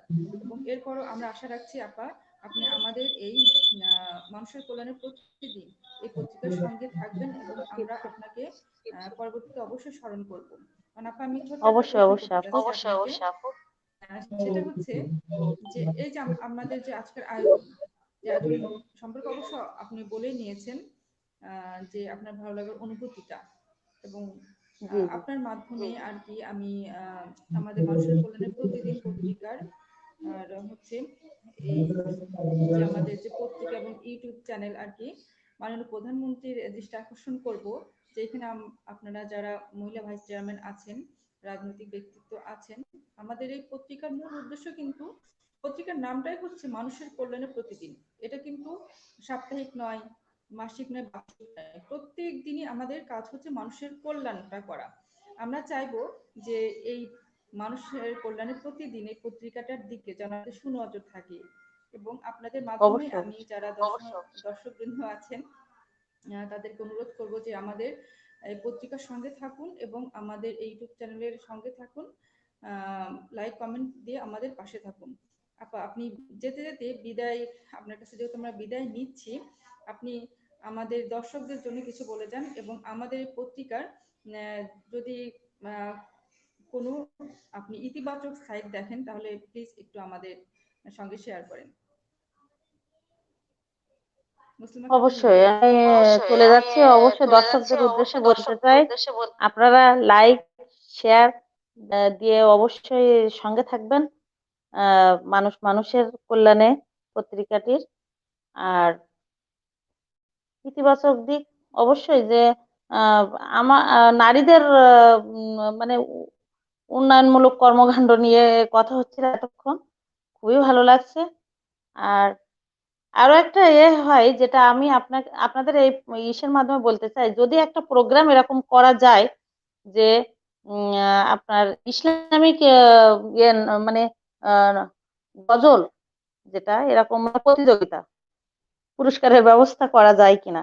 মানে মাঝে আমাকে একটা ভাইয়া বলতেছিল যে এত প্রোগ্রাম হয়, এত শুনি গানের অনুষ্ঠান হয়, এত আবৃত্তি হয়, আমাদেরকে কেন একটু মানে সুযোগ করে দেওয়া হয় না, যে আমরাও তো সুন্দর গজল গাইতে পারি, আমরা একটু যদি এমন সুযোগ পাইতাম তাহলে আমরাও আমাদের প্রতিভাটা বিকাশ করতে পারতাম। এরকম যদি কিছু করা যায়। অসংখ্য ধন্যবাদ আপু আপনাকে। আমি একটু ব্রেক নিচ্ছি। যে আপনি মূলত যে বিষয়টা তুলেছেন, আমরা এরকম প্রোগ্রাম করে থাকি আমাদের এই চ্যানেল থেকে এবং এই পেজ থেকে। আপনাদের সহযোগিতা এবং সাপোর্ট যদি আমরা পাই, আশা করি আরো বেশি বেশি অবশ্যই। করতে পারবো ইনশাল্লাহ। জি আপু, অবশ্যই আমাদের সাপোর্ট থাকবে। আর বিষয়টা বিবেচনা করবেন। আশা করি এরকম একটা অনুষ্ঠান আমরাও উপভোগ করব। আল্লাহ হাফেজ। হচ্ছে হ্যাঁ, আল্লাহ হাফিজ আপা, সবাই ভালো দোয়া থাকবেন। করবেন। হ্যাঁ, ফিয়ামানিল্লাহ। আচ্ছা আমি এই পর্বে চলে যাচ্ছি মতিরা মুক্তাপুর কাছে। আপনাকে প্রশ্ন পর্বটা চালিয়ে যাওয়ার জন্য। জি, আমরা ছিলাম আমাদের প্রিয় মানবিক, জি আমরা যে আপুর কাছে ছিলাম তার কাছে আবার চলে যাচ্ছে। আমাদের প্রিয় আপু, আপনি যেখানে শেষ করে শুরু করার আহ্বান জানাচ্ছি। ধন্যবাদ। আমরা আবার সংযুক্ত থাকতে পেরেছি বিধায়। আপু আসলে যেটা বলছিলাম যে মানে যে সাহসটা পাই, যে সাহস নিয়ে কাজ করি, যে মানে যে মানুষের জন্য যে কাজ আমরা যে অগ্রভূমিকা আমরা যে অগ্রভূমিকা রাখতে পাচ্ছি বা পারার মতো সাহস পাই, সেটা কিন্তু নিঃসন্দেহে স্বীকার করি যে বর্তমান প্রধানমন্ত্রী শেখ হাসিনা আমাদেরকে যে সাহসটা যোগাচ্ছেন, সেখান থেকে কিন্তু আমরা আরো বেশি সাহস পাচ্ছি। কারণ প্রত্যেকটা মানুষ, যে কোনো মানুষের এত সমস্যার তো অন্ত নেই। তারপর যখন আমাদের কাছে এসে বলে যে এই সমস্যা, তো সেখান তার একটা একটা মানে একটা নিশ্চিত নিশ্চিত ব্যবস্থা করার পরিবেশ কিন্তু মানে প্রতিটা দাপ্তরিকে আছে। তো যেটি বলছিলাম যে আজকে যে গাভুরা, এই বাংলাদেশের সর্বশেষ ইউনিয়ন যে গাভুরা, সেই প্রধানমন্ত্রী যিনি আর কি আমরা যখন আর কি নিছিল যে আমার গ্রাম, মানে প্রথম যে ধাপ ছিল সেটা যে আমার গ্রাম হবে শহর। তো গ্রাম হবে শহর, সেই কথাটা যেমন শতভাগ নিশ্চিত। আমি ইতিমধ্যে আমাদের 9টি ইউনিয়ন পরিষদে আপনার নির্বাচন সমাপ্ত হয়েছে। কাবুরা ইউনিয়নেও আমার গেছি বা এই নির্বাচনের সময়, তো অন্যান্য সময় যাই তো দিনের বেলাতেই যাওয়া পড়ে, কিন্তু এই নির্বাচন সময়টার জন্য কিন্তু রাত্রে অর্থাৎ সন্ধ্যাতে রাত 10টা-11টা পর্যন্ত নির্বাচনের কাজে কাবুরা ইউনিয়ন ঘোরাঘুরি লাগছে। তো সেক্ষেত্রে ওখানে যখন মানে জনগণের সাথে যখন সংযুক্ত হয়েছি, কথা বলেছি, তখন কিন্তু এ কথাটা আমি গর্ব করে বলতে পেরেছি যে প্রধানমন্ত্রী যে বলেছিলেন যে গ্রাম হবে শহর, তো দেখেন আজকে তার প্রমাণ এটা, গ্রাম হবে শহর। তারপরে উনি বলেছিলেন যে ক্ষুধা দারিদ্র মুক্ত, মানে মানুষের বোঝানোর যে বোঝাতে যে গেলে যে তার সাথে যে কিছু সাপোর্ট লাগে, মানুষকে কিছু, এখনো কিন্তু আমরা অনেক দূর পিছিয়ে আছি। যে মুক্তিযোদ্ধার চেতনা, বাংলাদেশের যে এটা বাংলাদেশ, এই বাংলাদেশের যে কর্মকাণ্ড, এ দেশটা আমাদের দেশ, এ দেশটা আমাদের অধিকার, এর থেকেও কিন্তু এখনো আদিম যুগের মানুষের এই গাবুরার মধ্যে অনেক মানুষের সেই পরিবর্তন এখনো আসেনি। তো সেক্ষেত্রে যে এই সমস্ত মানুষের পাশে যখন দাঁড়িয়ে যখন কথা বলি, তখন তাদেরকে চোখে আঙুল দিয়ে বিশ্বাস করাতে হয় যে গ্রাম হবে শহর। আমার নেত্রী বলেছিল যে গ্রাম হবে শহর, তো সেটা হয়েছে। তো কিরকম শহর, এটার যখন আলোচনায় আসে তখন ওদেরকে বোঝাতে সক্ষম হই। এই যে আমার আজকের যে টপিকটা হচ্ছে যে রাষ্ট্র উন্নয়নে মহিলা ভাইস চেয়ারম্যানদের ভূমিকা।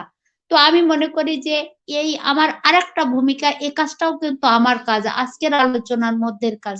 তো প্রতিটা রাস্তা, দোকানপাট যেখানে বসতেছে সেখানে আলো, এই আলোর সঙ্গে শহরের একটা সম্পর্ক। সেই মানে মানে আমাদের এই গাবুরা পদ্মপুকুর এই এলাকার মানুষের কিন্তু এখনো ভেতরে ধারণা আছে যে এটা এই দেশটা এরকম না হলে আরো ভালো হতো। তবে তাদের দোরগোড়ায় যে পৌঁছে গেছে, কারণ এখানে মতের বিরুদ্ধে মুক্তিযুদ্ধের চেতনার, বঙ্গবন্ধুর আদর্শের যে জনপ্রতিনিধি, তারা যদি সক্রিয় থাকতো তাহলে আজকে কিন্তু এরকম কথা হতো না। তো সেক্ষেত্রে যে বিরোধী দলের যারা থাকে তাদের যে ধ্যান ধারণা, সেই ধ্যান ধারণার কথা কিন্তু তারা আজও লালন করছে। নিজেদের ভিতরে লালন লালন করছে। তো এই যে গ্রাম শহর, তো এই একটা বিষয়। ক্ষুধা দারিদ্র মুক্ত বাংলাদেশ, মানুষ আপনারা কেউ না খেয়ে আছেন? তো না, আমরা কেউ না খেয়ে নেই। তো যদি আপনারা না খেয়ে থাকেন, তাহলে কি আপনাদের কি কোনো খাওয়ার কষ্ট ছিল? তাহলে হ্যাঁ ছিল।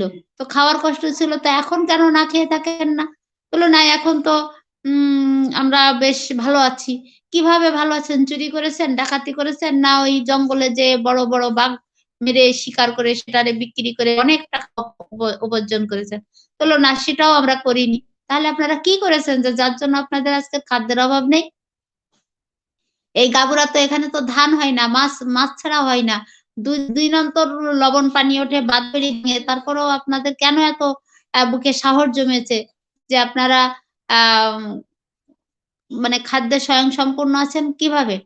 তো তাদের থেকে যে প্রশ্নটা পাই হলো যে আমাদের আগে কাজের যে সময় আর কাজের যে মানে কি দূরত্ব, মানে গুরুত্ব, এই সোর্স অফ ইনকাম আমরা ব্যবসা বাণিজ্য, এখান থেকে আমরা যে ব্যবসা বাণিজ্য পাই, সেই ব্যবসা করার একজন তৃণমূল পর্যায়ের মানুষ, তার কোনো ব্যবসা ছিল না, সে এখন বাদাম বিক্রি করে, আমি ছোলা বিক্রি। ডলি আপুর কাছে একটু ব্রেক চাচ্ছি। এখান ডলি আপু, থেকে জি আপু, অসংখ্য ধন্যবাদ আপনাকে। আপনি একটু ব্রেক চাচ্ছি, সেটা হচ্ছে যে আপনার কাছে আবার সময়ের আলোচিত একটি প্রশ্ন আসছে যে আমি তরুণ, আমি নবীন, আমি রাজনীতিতে যেতে চাই। এই রাজনীতিতে আমাকে প্রবেশ করতে হলে আমাকে কি কি পদক্ষেপ নিতে হবে, আমি কি করব, এবং আমি যে রাজনীতিতে যাব, কেন যাব, এখানে গিয়ে আমি মূলত এই কি কি করতে পারবো, বা রাজনীতিতে যাওয়ার জন্য যে পদক্ষেপগুলো থাকে, অথবা রাজনীতিতে যাওয়ার জন্য যে ভালো কিছু দিক যার উপর ভিত্তি করে আমি আকৃষ্ট হব, এরকম নিয়ে যদি আপনি কিছু আলোচনা করুন, যাতে আমরা তরুণরা, নবীনরা রাজনীতিতে একটু শ্রদ্ধাশীল হয়ে আমরা রাজনীতিতে প্রবেশ করতে পারি। অসংখ্য ধন্যবাদ, আপনি বলুন। আমি আজকে যেখান থেকে কথা বলছি, রাজনীতি কোনো নীতি না। মানুষ মানুষের জন্য, মানুষ যখন মানুষের জন্য কাজ করবে, উদার মনের মানুষ একে অপরের জন্য যখন থাকবে, তখন রাজনীতি আপনাকে করা রাখবে না। আজকের যে প্রজন্ম, এই প্রজন্মের তো রাজনীতি করার প্রশ্নই আসে না। আমি আমার লাইফ থেকে বলি, আমি সেই আর আর আজকের যে জেনারেশন, সেই মানে যে ইয়াং যে জেনারেশন, এই জেনারেশনের কাছেও আমি বলতে চাই যে রাজনীতি তোমাকে করা লাগবে না, তুমি রাজনীতি করার মতো, মানুষের জন্য দেওয়ার মতো কিছু তৈরি করো। মানুষ তোমাকে ডেকে নিয়ে যাবে এবং তোমাকে তোমার জনপ্রতিনিধিত্ব দেবে। সেখানে তুমি সরকার বা বিরোধী দল বা যে দলেরই কাজ করো না কেন, যখন তুমি মানুষের জন্য কিছু থাকবা, মানুষ তোমাকে ডেকে নিয়ে যে ওখানে তোমার রাজনীতিটা তৈরি করে দেবে। এটা তো রাজনীতি তো আপনি করতে পারবেন না। আমি একটু রাজনীতি করব, আমি একটু অমুক হব, আপনি তো কিছুই করতে পারবে না। আমাকে রাজনীতি আমাকে ডেকে নিয়ে যাবে, তুমি আসো। আমি এখানে বিশ্বাসী। আমার বাচ্চাকে, আমার সন্তানকে, আমার আত্মীয় স্বজনকে আমি এটাই বুঝাই, যে আমার পরিবারকে আমি এটাই বুঝাই যে অন্যের জন্য তুমি কি দিতে পারছো। তোমার কাছ থেকে মানে যেমন মায়ের পিস পিস কিন্তু সন্তান দৌড়ায় দুধ খাওয়ার জন্য, আর কোনো কিছুর জন্য না। ওর দুধ খাওয়া হয়ে যাবে, ও আর ওই মাকে আর চিনবে না। তো মানুষ মানুষের জন্য আমি আমার বাচ্চাকে আমি এভাবেই তৈরি করি যে তোমার পাশে যে আসুক, তাকে তুমি সমাদর করো, তাকে তুমি ভালোবাসো, তাকে তুমি কিছু দাও। এই দেওয়ার থেকে কিন্তু, এই দেওয়ার প্রতি যে দেওয়ার মানে যে বিশ্বাস, এই বিশ্বাস থেকে রাজনীতি তৈরি হয়। রাজনীতি আপনি আমি বললে হবে না। এটাই একদিনের জন্য রাজনীতি পারে, হুম্বি তুম্বি করে একবারের জন্য হতে পারে, মানে বারংবার বংশ পরম্পরায় আসতে পারে না। কিন্তু আপা, বংশ জি কিন্তু আপা, তৃণমূল এরকম প্রবাদ আছে, আমরা তৃণমূল পর্যায়ের মানুষ, যে রাজনীতিতে গেলে অনেকে ভালো চোখে বর্তমানে দেখে না। এই জন্যই মূলত আমার প্রশ্নটা ছিল। যেমন গ্রামের প্রবাদে অনেক সময় বলে যে যদি কারো ভালো খেতে না দেখতে পাও, তবে তাকে বিয়ে করিয়ে দাও, না হলে রাজনীতিতে দাঁড় করিয়ে দাও। মানে বিয়ে, একাধিক বিয়ে এবং রাজনীতি, এই দুইটা পরস্পর একত্র করে দেখে, যে যদি কারো ভালো দেখতে না চাও, রাজনীতি করে দাঁড় করে দাও, না হলে বিয়ে করে দাও। এই প্রসঙ্গে যদি কিছু বলতেন। থ্যাংক ইউ আপা, আপনি এই কথাটা খুবই সুন্দর একটা কথা বলেছেন, এবং এই কথাটা মনে হয় আমার আরেকটু আপনি চাচ্ছেন যে আমি এটার ব্যাপারে একটু বিশ্লেষণ দেই, সেটাই তো চাচ্ছেন? হ্যাঁ, জি আপা। রাজনীতি আপনি তো এই যেটা বললেন যে যদি কারোর ক্ষতি করতে চাও তাহলে হয়তো তারে আর একটা বিয়ে করাই দাও, নাইলে তারে ভোটে দাঁড়া করাই দাও। এই ভোটে দাঁড়ানোটা আর ভোটে দাঁড়ানো আর ভোটে দাঁড়িয়ে আজকে যার জ্ঞানের অভাব, সে অন্যের কথায় এরকম ভোটে দাঁড়াতে যাবে। আর যার পারিবারিক ভাবে তার নিজের স্ট্যাটাসকে সে যতক্ষণ পর্যন্ত না বুঝতে পারবে যে আমি কি, আমি কে, আমি কে, আমাকে আমি কতটুকু বিশ্বাস করতে পারলাম, ওই ভোটে যারা দাঁড়ায় তারা ওরকম ভোটে দাঁড়ায় এবং খুব হম্বিতম্বি করে, খুব আলাপ আলোচনা করে, একেবারে বিশাল একটা জাঁকজমক করে, একে দিনই রাজা হয়, একে দিনই মন্ত্রী হয়, একে দিনে নাকে ঘুষি মারে রাজনীতি। এই রাজনীতির কথা যারা আছে, এগুলো তো রাজনীতি করে না, এগুলোকে হিংস্র বলে। এটা এই রাজনীতিটাকে আমি হিংস্র বলে আখ্যায়িত করি। এবং ওই যে আমি প্রথম আপনাকে একটা উদাহরণ দিলাম, সমস্যা ছিল, আছে, থাকবে। এই সমস্যা কখনো, সমস্যার কোনো বিকল্প কোনোদিনই ছিল না, এই সমস্যা আসবে। তো এই সমস্যা আপনার চোখ আছে, আপনি দেখে নেন, আপনার কান আছে, শুনে নেন, আপনার বিবেক আছে, আপনার বিবেচনা আছে, আপনার বুদ্ধি আছে, আপনি অনুধাবন করেন। আমি রাজনীতি তো বিশ্বাসী না।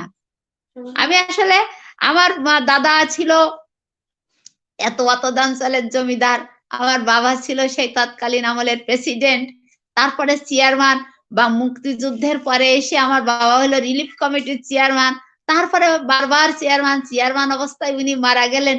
আমি যে চেয়ারম্যানই করব না, বা আমি যে জনগণের পাশে থাকবো না, এরকম তো মানসিকতা ছিল না যে আগামী দিনে আর আসবো না। আমাকে যদি কেউ প্রশ্ন করে যে আপনি কি এর পরে কি উপজেলা চেয়ারম্যান হবেন নাকি, আমি বলি যে আমি উপজেলা চেয়ারম্যান হব না, এমপি হব না, আমি কিছুই হব না। আমি বিগত দিনে ছিলাম, এখনো আছি, ভবিষ্যতে থাকবো। তো পরিস্থিতি আমাকে যেখানে ডেকে নিয়ে যাবে আমি সেখানে যাব। আমার ইচ্ছা আছে যে আমি মানুষের জন্য মানুষের কাছে থাকবো। এখন এক কথাই বলতে বলতে একটা পারিবারিক সূত্রে বলে দিলাম আপা, যে আমি একজন নৃত্যশিল্পী। তো আমি নাচবো, তোমরা আমার নাচ দেখো আর না দেখো, আমি নাচতে থাকবো। এই আমি আপনাদের জন্য কিছু করবো, এবার আপনারা আমাকে কি দিবেন না দিবেন এ ভাবনা নিতে হবে না। আমি এই ভাইস চেয়ারম্যান হওয়াটা যে খুব বিশেষ প্রয়োজন তাও না। আবার আমি ভাইস চেয়ারম্যান হওয়ার পরে আমি আমি আমি খুব মনে করি যে না, আমাকে একটা কথা বলার জায়গা হয়েছে, আমি সমাজে কিছু দেওয়ার জন্য আমার জায়গা হয়েছে। আমি আহ মানে মানুষের জন্য কোথাও কথা বলার জায়গা হয়েছে। আমার উপজেলা পরিষদের, আমার উপজেলা চেয়ারম্যান সাহেব, আমার ভাইস চেয়ারম্যান, আমার ইউনো, আমার 17টা দপ্তরের দাপ্তরিক কর্মকর্তা বৃন্দ যারা আছেন, ওই যে পাপড়ি যে বললো যে এই যে কৃষি, মৎস্য, মহিলা বিষয়ক, যুব উন্নয়ন, বিআরডিবি, সমাজ সেবা, সমবায় সমিতি, এই সমবায় অফিস, মানে আমাদের যে আমার PIO office, UNO office, engineer office, মৎস্য, এই যে যে আমাদের যে ডিপার্টমেন্ট গুলো, ইসে আপনার প্রাণী সম্পদ, এই যে প্রাণী সম্পদ, প্রত্যেকটা দপ্তরের যে কাজগুলো আছে, এই যে এক কথায় আপনাকে উত্তর দিতে চেয়েছে যে বর্তমান সরকার বাংলাদেশের মানুষের মশারির মধ্যে রেখে দিয়েছে যেন মশাই না কামড়ায়। এই সর্বপ্রশ্নের উত্তর আমার কাছে এটা। যেহেতু আপনার কত কথা বলবো, যত কথা বলতে গেলে রাত্রেও কুলাবে না, কুলাবে না। ওনার কর্মকাণ্ডের যে মানে প্রসারতা, কর্মকাণ্ডের যে প্রসারতা, নারী উন্নয়ন থেকে, নারী শিক্ষা থেকে, নারী নির্যাতন থেকে, পুরুষের পাশাপাশি, নারীর পাশাপাশি এখানে নারী স্বামী, মানে নারী পুরুষের যে সমতা, সেই সমতার যে কাজ মানে যে আমাদের দোরগোড়ায় পৌঁছে দিয়েছে সেই ভাবে শহর, সেই শহর থেকে শুরু করে এখন আমি মনে করি আমি উপজেলা, এটা উপজেলা না, এটা হলো ঢাকার রাজধানী। নেই আজকে দেখেন স্যাটেলাইট, আজকে দেখেন এই যে আমরা এই যে পৃথিবীর কত দেশে যে আমাদের এই লাইভটা যাচ্ছে বা দেখছি, তার তো কোনো ইয়াত্তা নেই। তো আমরা এই যে আজকে যে এই মানে এই যে আমরা যে কথা বলতে পারছি, সেই যে তারও যে পিছনে হাত ওই বঙ্গবন্ধু পরিবারের। সজীবাজের জয়। আজকে যে প্রতিবন্ধী, যারা প্রতিবন্ধী তারা সমাজের বোঝা না। আপা আমি কত দিক বলবো, তাই আমি এক কথায় বলতে চাইছি যে মশারির মধ্যে করে রেখেছে বাংলাদেশের নাগরিকের বঙ্গবন্ধু প্রধানমন্ত্রী, বঙ্গবন্ধুর কন্যা প্রধানমন্ত্রী জননেত্রী শেখ হাসিনা চারপাশে খাটের মধ্যে মশারি টানায় দিয়ে ওর মধ্যে আমাদেরকে রেখে দিয়েছে যেন আমাদের মশায় না কামড়ায়। তাই এরপরেও যদি এর যে বিস্তারিত যে তথ্য, সেই বিস্তারিত তথ্যের মধ্যে বলার মতো কিছু নেই, দোষের মধ্যে কিছু নেই, না দেওয়ার মধ্যে কিছু নেই। তো এখানে আমি কেন গর্ব করে বলবো না যে আমি জনগণের জন্য, মানুষের জন্য আমি যদি দিতে পারি, তো এখানেই আমার সার্থকতা। তো আমার এই কথার মধ্যে আপনি কিন্তু আমাকে বলেছেন যে আপনি একটা মানবিক দৃষ্টিতে কথা বলছেন। সরকার মানবিক, আমি মানবিক, আমার চলার গতি মানবিক। আমার সরকার আমাকে যেভাবে, আমার সরকারের যে সরকারকে আমি ভালোবাসি, সেই সরকার একজন মানবতার মা। এই মানবতার মার সাথে থাকার পরে আমার কথা যদি মানবিক কথা না হয়, তো আমার সেখানে তো ব্যর্থতা। আমার দেওয়ার মতন যোগ্যতা আছে, আমার দেওয়ার মতো সুযোগ আছে, আমার দেওয়ার মতন অনেক কিছু আছে, তো দিতে পারলে সেখানেই তো আমার সার্থকতা। আজকে যে রাজনীতির মধ্যে আছে আপা জি এক কথায় রাজনীতির মূলনীতি বলতে আপনি আপনার আলোচনায় মূলত যেটা তুলে ধরেছেন, যে মানুষের কল্যাণে প্রতিদিন কাজ করলেই মানুষই প্রতিনিধি হিসাবে তাকে নিয়োগ করে। তো আমরা তো মানুষের কল্যাণে প্রতিদিন পত্রিকা থেকে আপনাদের আমন্ত্রণ জানিয়েছি, মানুষের কল্যাণে প্রতিদিনে আমরাও কিন্তু কাজ করতেছি। আমরা হয়তো শব্দ শ্রমিক হয়ে, হয়তো কলম সৈনিক হয়ে কাজ করতেছি। তো আমরা আমাদের মানুষের কল্যাণে প্রতিদিনের পক্ষ থেকে আপনাকে অনেক অনেক শুভেচ্ছা, ভালোবাসা এবং সম্মান, শ্রদ্ধা জ্ঞাপন করছি। আপনি সর্বোপরি মানুষের কল্যাণে প্রতিদিন নিয়ে, এবং এই ইউটিউব চ্যানেল আছে, আমাদের পেজ আছে, নিজস্ব পত্রিকা আছে। তো এই সম্পর্কে এবং আপনার সর্বোপরি অনুষ্ঠান সম্পর্কে যদি কিছু বলতেন। থ্যাংক ইউ আপা। এই মানুষের জন্য যে আমরা মানুষের কল্যাণে যে প্রতিদিন এই পত্রিকা মানুষের কল্যাণে প্রতিদিন, মানুষের কল্যাণ প্রতিদিনের পত্রিকাটা তো আমি পড়ি না, আমার হাত পর্যন্ত তো আসে না। আমি কিন্তু প্রতিদিন পত্রিকা রাখি, অনেকগুলো করেই পত্রিকা রাখি। আমার শ্যামনগর প্রেস ক্লাব, এই শ্যামনগর উপজেলার প্রেস ক্লাবের মাধ্যমে যে যতগুলো পত্রিকা আসে, সব পত্রিকার মধ্যে দৃষ্টিপাত বা অন্যান্য এরকম যে কয়েকটা কালেকশন কতগুলো পত্রিকা আসে, কিন্তু আপনাদের এই পত্রিকাটা তো আমি দেখি না। এই যে মানুষের কল্যাণে প্রতিনিধি, এই প্রতিদিন, মানুষের কল্যাণে প্রতিদিন, এই পত্রিকাটাকে, এটা কি পত্রিকা আপনারা কি আমাদেরকে সরবরাহ করেন? আমার কথা কি শুনতে পাচ্ছেন? শিরিন আপু এই ব্যাপারে কথা বলেন। আপা শুনতে পাচ্ছেন? হ্যালো হ্যালো শিরিন আপু আপনি আছেন? আপনি এই ব্যাপারে কথা বলেন। আচ্ছা আপা, আমাদের এই পত্রিকাটা মূলত ঢাকা থেকে আর কি, ঢাকায় সার্বিক কার্যক্রমটা হয় ঢাকাতে। আমাদের মানুষের কল্যাণে প্রতিদিন পত্রিকাটি মূলত এর যে মূল যে কার্যক্রম সেটা পরিচালিত হচ্ছে ঢাকা থেকে। এবং আমরা হচ্ছে এই যে ভার্চুয়াল যে লাইভ প্রোগ্রামগুলো আয়োজন করেছি, সেটা হচ্ছে আমাদের সার্বিক কার্যক্রম চলছে আমাদের ঢাকা থেকে। এখন এটা যেহেতু লোকাল না, আমরা চেষ্টা করব যাতে খুব দ্রুত আপনাদের এ ব্যাপারে ডলিয়া আপুর কাছে আমার প্রশ্ন, যে আমরা তৃণমূল পর্যায়ে অনলাইনে পৌঁছে গেছি, কিন্তু তৃণমূল পর্যায়ে অফলাইনে পৌঁছতে পারি নাই। এ ব্যাপারে আমরা আপনাদের সহযোগিতা কামনা করছি। আপনাদের সহযোগিতা, ভালোবাসা এবং আপনাদের গায়ের ওই ভালোবাসার চাদর যদি আমাদের গায়ে থাকে, মানুষের কল্যাণে প্রতিদিন কেন প্রতি সেকেন্ডে আমরা কাজ করতে আগ্রহ প্রকাশ করছি। এবার আপা আপনাকে আপনাদের অসংখ্য ধন্যবাদ। আমি যে খালেদা আইয়ুব ডলি, শ্যামনগর, একদম বাংলাদেশের শেষ প্রান্তের শেষ উপজেলার একদম দক্ষিণে সুন্দরবন কোল ঘেঁষে যে খালেদা আইয়ুব ডলি, এই যে উপজেলা পরিষদের মহিলা চেয়ারম্যান, এই নামটা যে আপনারা আপনাদের এই মানুষের কল্যাণে প্রতিদিন পত্রিকার এই লাইভে যে আমাকে নিয়ে আসলেন, আপনি সহ এই মানুষের কল্যাণে প্রতিদিন পত্রিকার সকল সঞ্চালক, সম্পাদক, সকল মানে যারা কর্মরত এই পত্রিকার সাথে সংযুক্ত, আমি আমার অন্তরের অন্তঃস্থল থেকে মানে অভিনন্দন, অভিবাদন, ধন্যবাদ, কৃতজ্ঞতা। আর আপনার সম্মানে আমি এবার একটি লেখা পাঠ করতে চাচ্ছি। আপনাদের মধ্যে আমি মূলত ওই আপা শব্দটা যদিও উচ্চারণ করছি, কিন্তু ভিতর থেকে মা শব্দটা চলে আসতেছে। অনুষ্ঠানটাই তো নারীদের নিয়ে, নারী বলতে আমি মা শব্দ বলছি। আমি আসবাবপত্র নই, ঘরের কোনো আসবাবপত্র আমি নই। পাহাড়, ফুল, বৃক্ষ, পাখি আর আর আপনাদের মতো মহামানবকে গর্ভে ধারণ করা আমি একজন নারী, আমি একজন মা। পাহাড়, নদী, মৃত্তিকা কি নেই আমার মাঝে? প্রেম, ভালোবাসা, মায়া, মমতা এসব তো আমাকে ঘিরেই। এই আমাকে ঘিরে কেউ সাধক, কেউ কামুক, ভণ্ড, আবার আবার কেউ স্বর্গ খুঁজে নেই। আমাকে পণ্য ভাববেন না কেউ। কায়া তরু বড় পাঞ্চবী ডাল থেকে এই এখনো আমার রহস্য উন্মোচনে সুশীল পণ্ডিতরা ব্যস্ত আছে। সকাল থেকে সন্ধে, সন্ধে থেকে সকাল, সকল কাজে কোনখানে নেই আমি বলুন দেখি? আমাকে খেলনা ভাববেন না তাই।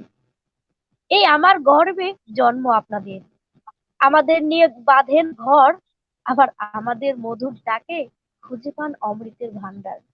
দিন কি রাত আমাদের জন্য হাড় ভাঙা খাটুনি কাটেন। অতঃপর বলুন, ওমা, মাগো, মা, ওমা, কি গো শুনছো? শোনা, অথবা এদিকে আয় না মামনি, এই তো ডাকছি তোর বাবা।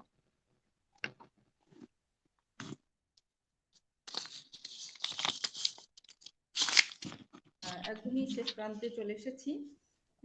সেই যেতে নাহি দিব হয়, তবু যেতে তবু যেতে হয়। আমি এবার আসলে মা শব্দটাই এরকম যে কখনো মেয়ে, কখনো বোন, কখনো স্ত্রী, কখনো জননী, সবকিছু মিলেই কিন্তু নারী শক্তি হিসেবে আমাদের আজকের সামগ্রিক আলোচনার বিষয়বস্তু ছিল। এখন একটা রাষ্ট্র তো উন্নয়ন যখন আমরা রাষ্ট্র উন্নয়নমুখী চিন্তা ভাবনা যখন করছি, তখন নারীকে যদি আমরা উন্নত করতে না পারি, তখন আসলে রাষ্ট্র উন্নয়ন অনেক দূরের বিষয়। পরিবার, সমাজ সবকিছু মিলে কিন্তু সেটা উন্নয়ন সম্ভব নয়। আমি আমাদের এই মানুষের কল্যাণে প্রতিদিনের আজকের আয়োজনের একদম শেষ প্রান্তে আসছি। এই কারণে আমি আমার অতিথিবৃন্দর কাছে এখন বিদায়ী কিছু বক্তব্য উপস্থাপনের অনুমতি চাচ্ছি, যে 2 মিনিটে আপনারা আমাদের দর্শকের কাছ থেকে বিদায় নেবেন এবং অবশ্যই আমাদের এই পত্রিকা সম্পর্কে কিছু বলবেন। আমি চলে যাচ্ছি মুর্শিদা পারভিন পাপড়ি আপার কাছে।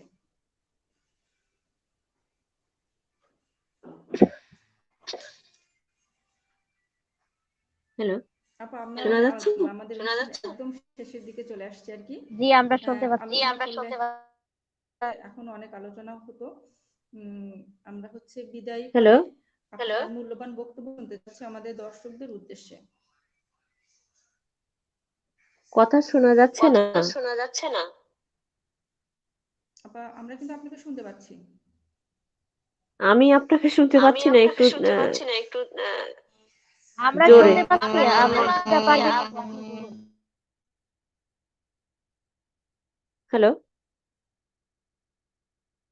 হ্যালো, হ্যালো আপা, আপনার প্রশ্নটা শোনা যায়নি, মানে নেট ঝামেলা। আচ্ছা, এখন কি আপনি আমাকে শুনতে পাচ্ছেন? হ্যাঁ, বলেন। বলেন। হ্যাঁ, বলছি আপা, আমরা আমাদের আলোচনার একদম শেষ প্রান্তে চলে এসেছি। এখন দর্শকদের উদ্দেশ্যে আপনি আপনার বিদায়ী কিছু বক্তব্য রাখবেন 2 মিনিটের মধ্যে। এই যে বর্তমান আলোচনা যেটা হয়েছে তার সামগ্রিক নাকি পত্রিকা সম্পর্কে, ক্ষমতায়ন সম্পর্কে? আপনার যে এই সবকিছু বক্তব্যের মিলে মাধ্যমে আমাদের থেকে বিদায় নেবে নাকি? আপনাকে আমরা বিদায় জানাবো। আচ্ছা।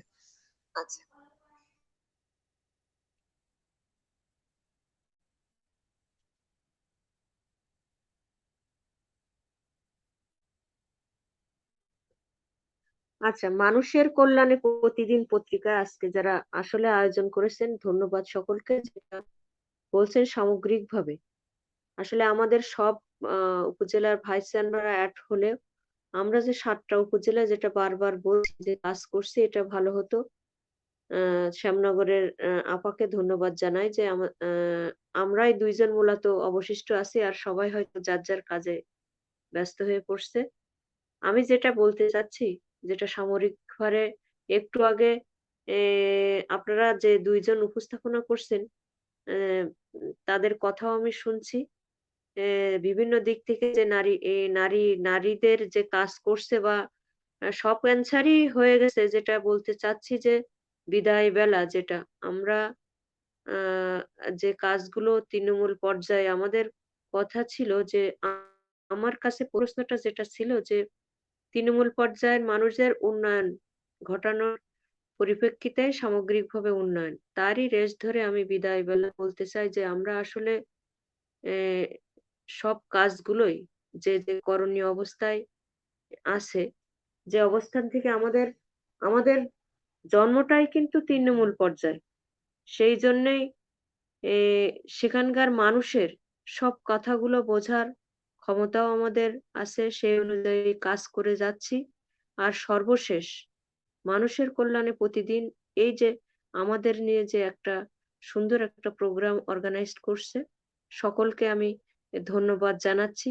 সর্বশেষ একজন নারী পারে একটা ঘরকে মন্দিরে, একটা ঘরকে মসজিদে পরিণত করতে। আমাদের নারীরাই সবগুলোকে রেগুলেটেড। এজন্যই দেখেন বর্তমান প্রধানমন্ত্রী কিন্তু পুরুষের সমানতালে নারীরা যাতে কাজ করতে পারে সকল সেক্টরে সুবিধাটুকু দিয়েছে। আমাদের বর্তমান প্রধানমন্ত্রী নারী, স্পিকার নারী, বিচারপতির ক্ষেত্রে দেখেন সকল সেক্টরে প্রধানের ক্ষেত্রে কিন্তু নারীদের প্রাধান্য দিয়েছে এবং সেখানে নারীরাও রেগুলেট করছে। তাহলে আমরা রুট লেভেলে যারা আছি তারা কেন আমাদের ক্ষমতার সেই অধিকারটুকু আদায় করে সেই অবস্থানে চলতে পারবো না কেন? সেই কাজগুলো আমরা আমাদের দৃষ্টিকোণ থেকে আমরা যারা তৃণমূল পর্যায়ে কাজ করি সেগুলোতে সমন্বিতভাবে যারা পিছিয়ে আছে তাদেরকে সামনে নিয়ে অগ্রসর হওয়ার চেষ্টা করছি। সেই কাজটুকুই করতে পারলে তাদের আমি তো আগেই বলেছি যে একটা নারী শুধু চাকরি না, সে যে তার সৃষ্টিশীল মানসিকতা আছে, তার মধ্যে যে সুপ্ত প্রতিভা আছে সেটা যদি আমরা জাগ্রত করতে পারি, সেটা জাগ্রত করার চেষ্টা করছি। আর তার জন্য সহযোগিতা করছে প্রধানমন্ত্রী তার সামগ্রিক পরিকল্পনা কাজ করে। কারণ কোথায় নেই নারীরা? আমি কোথায় নারীকে এনগেজ করার সকল ক্ষেত্রে প্রাধান্য, সকল সুযোগ সুবিধা শুধু সেখানে পৌঁছাতে হবে। সেই মেসেজ গুলো জানতে হবে। আমার যে উপজেলা পর্যায়ে 17টা ডিপার্টমেন্ট আছে সব ক্ষেত্রে আপনার দেখবেন একজন নারী যদি যায়, আমি তো দেখেছি ইজি ভাবে তার সাথে আগে যে কি হতো সেটা জানি না। আমরা চাচ্ছি সর্বশেষ নারীদেরকে সামনের তালে নিয়ে আসতে আমরা যে মহিলা ভাইস চেয়ারম্যান হিসাবে সেটার সাথে সাথে শুধু নারী না, একজন পিছিয়ে পড়া জনগোষ্ঠী, সে নারী পুরুষ, নারীকে প্রাধান্য দিয়ে পিছিয়ে পড়া জনগোষ্ঠীর যে মানুষটা আছে তাদেরকে সামগ্রিকভাবে এই গভর্নমেন্টের সকল সুবিধা দিয়ে সমান তালে এগিয়ে নিয়ে যাওয়ার জন্য আমার যে অবস্থান, যে কাজগুলো সেটা করার চেষ্টা করছি। আপনারাও দোয়া করবেন আমরা যেন সেই কাজটা করতে পারি। আমাদের যেটা করণীয় আছে, যে কাজগুলো সেই কাজগুলো এগিয়ে নিয়ে যেতে পারি, সেটাও দোয়া করবেন। সেটা আরেকটা ক্ষেত্রে বলছি, একটু আগে যে কবিতা শোনালো যে আমাদের গর্ভে নারীরা জন্মগ্রহণ করে, আবার আমরাও লাঞ্ছিত হই। এটা অনেকটাই। সেটা আপনার দৃষ্টিকোণ থেকে হতে পারে। হয়তো পরিবেশ কিছুটা হলেও 25% দায়ী, 75% কিন্তু আমরা নিজেরাই নারীরা অনেকটাই দায়ী। কারণ আমি যদি সমাজে নিজেকে রমণীয় হিসাবে নিজেকে প্রতিষ্ঠিত করি, সমাজ কিন্তু একভাবে দেখবে। আর যদি নারী বা মা হিসাবে প্রতিষ্ঠিত করি, আরেক ধরনের সমাজ কিন্তু আমাকে ব্যবহার করবে। আমি একজন রিক্শাওয়ালাকে যদি বলি, "এই ভাই, এই, এই বেটা চলো।" আর যদি বলি, "এই ভাই বা কাকু কোথায় যাবেন? আমি যাবো অমুক জায়গায়, আমাকে নিয়ে যাবেন?" আর যদি ধমক দিয়ে, পার্থক্যটা কিন্তু এখানেই। আর আমি শেষ বলবো, আমাদের দ্বারা নারীদেরকে অগ্রাধিকার দেওয়ার একটাই মূল পারে পরিবর্তন। সমাজের যেকোনো জায়গায় পরিবর্তন তৈরি করতে পুরুষরা যেটা পারে না, সেটা নারীদের দ্বারা সম্ভব। করোনাকালীন সময়ে একটা উদাহরণ আপনারা দেখেন, আমরাই কিন্তু স্বামীদের প্রস্তুত করে অফিসে পাঠিয়েছি। আমরাই কিন্তু বাচ্চাদের প্রস্তুত করে স্কুলে পাঠিয়েছি। তার জন্যেই অন্যান্য দেশের তুলনায় আমরা কিন্তু ক্ষতিগ্রস্ত হয়েছি কম, ইফেক্টেড হয়েছে কম। এখানে ধন্যবাদ দেয়া উচিত ঘরের নারীদেরকে। একটা পরিবারের একটা নারী কন্ট্রিবিউশন সব ক্ষেত্রেই রাখে। সে সারাদিন দু একটা নারী যদি চাকরি করে বা আমাদের মতো কাজ করে, তার বাড়ির যে কাজগুলো, সেগুলো কিন্তু সে নিজে এক হাতেই রেগুলেট করেই বের হয়ে যাচ্ছে। কিন্তু পুরুষরা দেখেন, সে অফিস থেকে আসলে তার দায়ভার কিন্তু অনেকটাই কম। সংসারের কোমর বেঁধে কাজ করতে হচ্ছে না। অতএব নারীদের ভূমিকা আমার যে প্রধানমন্ত্রী যেটা বুঝেছেন আমাদের সকল ক্ষেত্রে এনালাইসিস করে যে নারীরাই যদি অগ্রসর হয়, তাহলে সামগ্রিক উন্নয়ন সম্ভব এবং দেশ একটা পর্যায়ে চলে যাবে। আপনাদের কাছে দোয়া সেটাই, আমরা নারী হয়ে সমাজকে সুন্দরভাবে গোছানো একটা মসজিদ, একটা মন্দির, শুধু ঘর না, আমার সামগ্রিক উপজেলাকে যদি প্রতিষ্ঠিত করতে পারি আমরা কাজের মাধ্যমে, সে আমাদের জনগণ আমাদের কাছ থেকে যে প্রত্যাশা করে, সেই প্রত্যাশাটুকু যদি পূরণ করতে পারি, তাহলে as usual আমি যে জনপ্রতিনিধির কাতারে আছি, আমার যে একটা ডেজিগনেশন, যে জায়গা আমাকে আসলে দিয়েছে, কাজ করার সুযোগ যে গড গিফটেড হোক, আর জনগণ এবং উপরে যে আছে, এই দুইজনের কম্বিনেশনে কিন্তু আমাদের এই জায়গাটা তৈরি হয়েছে। এটা আমার একার ক্রেডিট না। এই এই অবস্থান থেকে আমরা কাজ করতে পারবো এবং মানুষের কল্যাণে প্রতিদিন এই যে এতক্ষণ ধরে আমাদের কথাগুলো সুন্দরভাবে শুনছেন বা সমগ্র মানুষের মাধ্যমে ছড়াই দিচ্ছেন, তার জন্য অশেষ ধন্যবাদ। মা হয়ে হোক আর সন্তান হয়ে হোক, অন্তরের অন্তরস্থল থেকে আপনাদেরকে আশীর্বাদ করি। আপনারা যেখানেই যেভাবেই মানুষের জন্য, মানুষের কল্যাণে প্রতিদিন পত্রিকায় যে কর্মকর্তা যারা কাজ করে যাচ্ছেন যে উদ্দেশ্যে, সেই উদ্দেশ্য সফল হোক। আপনাদের সকল ভালো কাজের সাথে আমরা থাকব, সকল যুদ্ধের সঙ্গে আমরা থাকব। আমাদের জন্য আপনারা দোয়া করবেন এবং যদি আপনাদের কোনো জায়গায় কোনোভাবে যদি দরকার হয়, অবশ্যই আপনারা আমার উপজেলা আপনাদের স্বাগতম। কোনো কাজে তালা উপজেলার যেকোনো প্রান্তে যেকোনো জন হেল্প, এবং আরেকটা কাজ ভালো কিছু করলে তারও ভালো হবে। আপনারা যদি ভালো একটা উদ্দেশ্য নিয়ে এটা কাজ করেন, পত্রিকা কাজ করেন, সাংবাদিকদের অনেক ঝুঁকি থাকে, সেটা ভালো একটা, কারণ বাজারে অনেকগুলো পত্রিকা রয়েছে, অনেক কর্মকাণ্ড রয়েছে, তার মধ্যে বিশেষত অনেকে আছে। আমি মনে করব বাংলাদেশ মানুষের কল্যাণে প্রতিদিন একটা বিশেষ পত্রিকা হিসাবে গড়ে উঠুক, তারা তাদের গন্তব্যস্থলে পৌঁছাক, সেই আশাবাদ ব্যক্ত করি। সকলকে ধন্যবাদ। আপা, কবির ভাষাই বলতে হয়, সে যুগ হয়েছে বাসি, যে যুগে পুরুষ ছিল দেবতা, নারী ছিল দাসী। বর্তমান এই যে বিশ্বায়নের যুগ, নারীকে বাদ রেখে কোনো কিছু চিন্তা করা সম্ভব নয়, সেটা পরিবার হোক আর রাষ্ট্র পরিচালনা হোক। এবং তার জন্য আগে দরকার হচ্ছে নারীরই উন্নয়ন। এখন আমি আমাদের বিদায়ী সম্ভাষণে চলে যেতে চাচ্ছি আমাদের খালেদা আইয়ুব ডলি আপার কাছে। আসলে আমি একটু জানিয়ে রাখি, আমাদের যে এই পত্রিকা নিয়ে যে কিছু প্রশ্ন উঠেছে, আমাদের এই পত্রিকাটি মূলত মানুষের কল্যাণে প্রতিদিন পত্রিকাটি মূলত অনলাইন ভিত্তিক একটি পত্রিকা। এখন আমি খালেদা আইয়ুব জলি আপার কাছ থেকে তার মূল্যবান 2 মিনিট সময় নিব। ও তার আগে আমি অবশ্যই মুর্শিদা পারভীন পাপড়ি আপাকে অসংখ্য ধন্যবাদ জানাবো তার ব্যস্ততম সময় থেকে আমাদের এতক্ষণ ধরে তার মূল্যবান সময় দেওয়ার জন্য।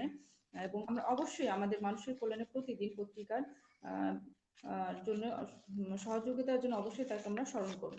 খালেদা আইয়ুব জলি আপা, আপনি 2 মিনিটের জন্য আমাদের দর্শকদের বিদায়ী বক্তব্য রাখবেন এবং আমাদের পত্রিকা থেকে আর কি সার্বিকভাবে যে বিদায় আমরা জানাচ্ছি আপনাকে আজকের আয়োজন। ধন্যবাদ।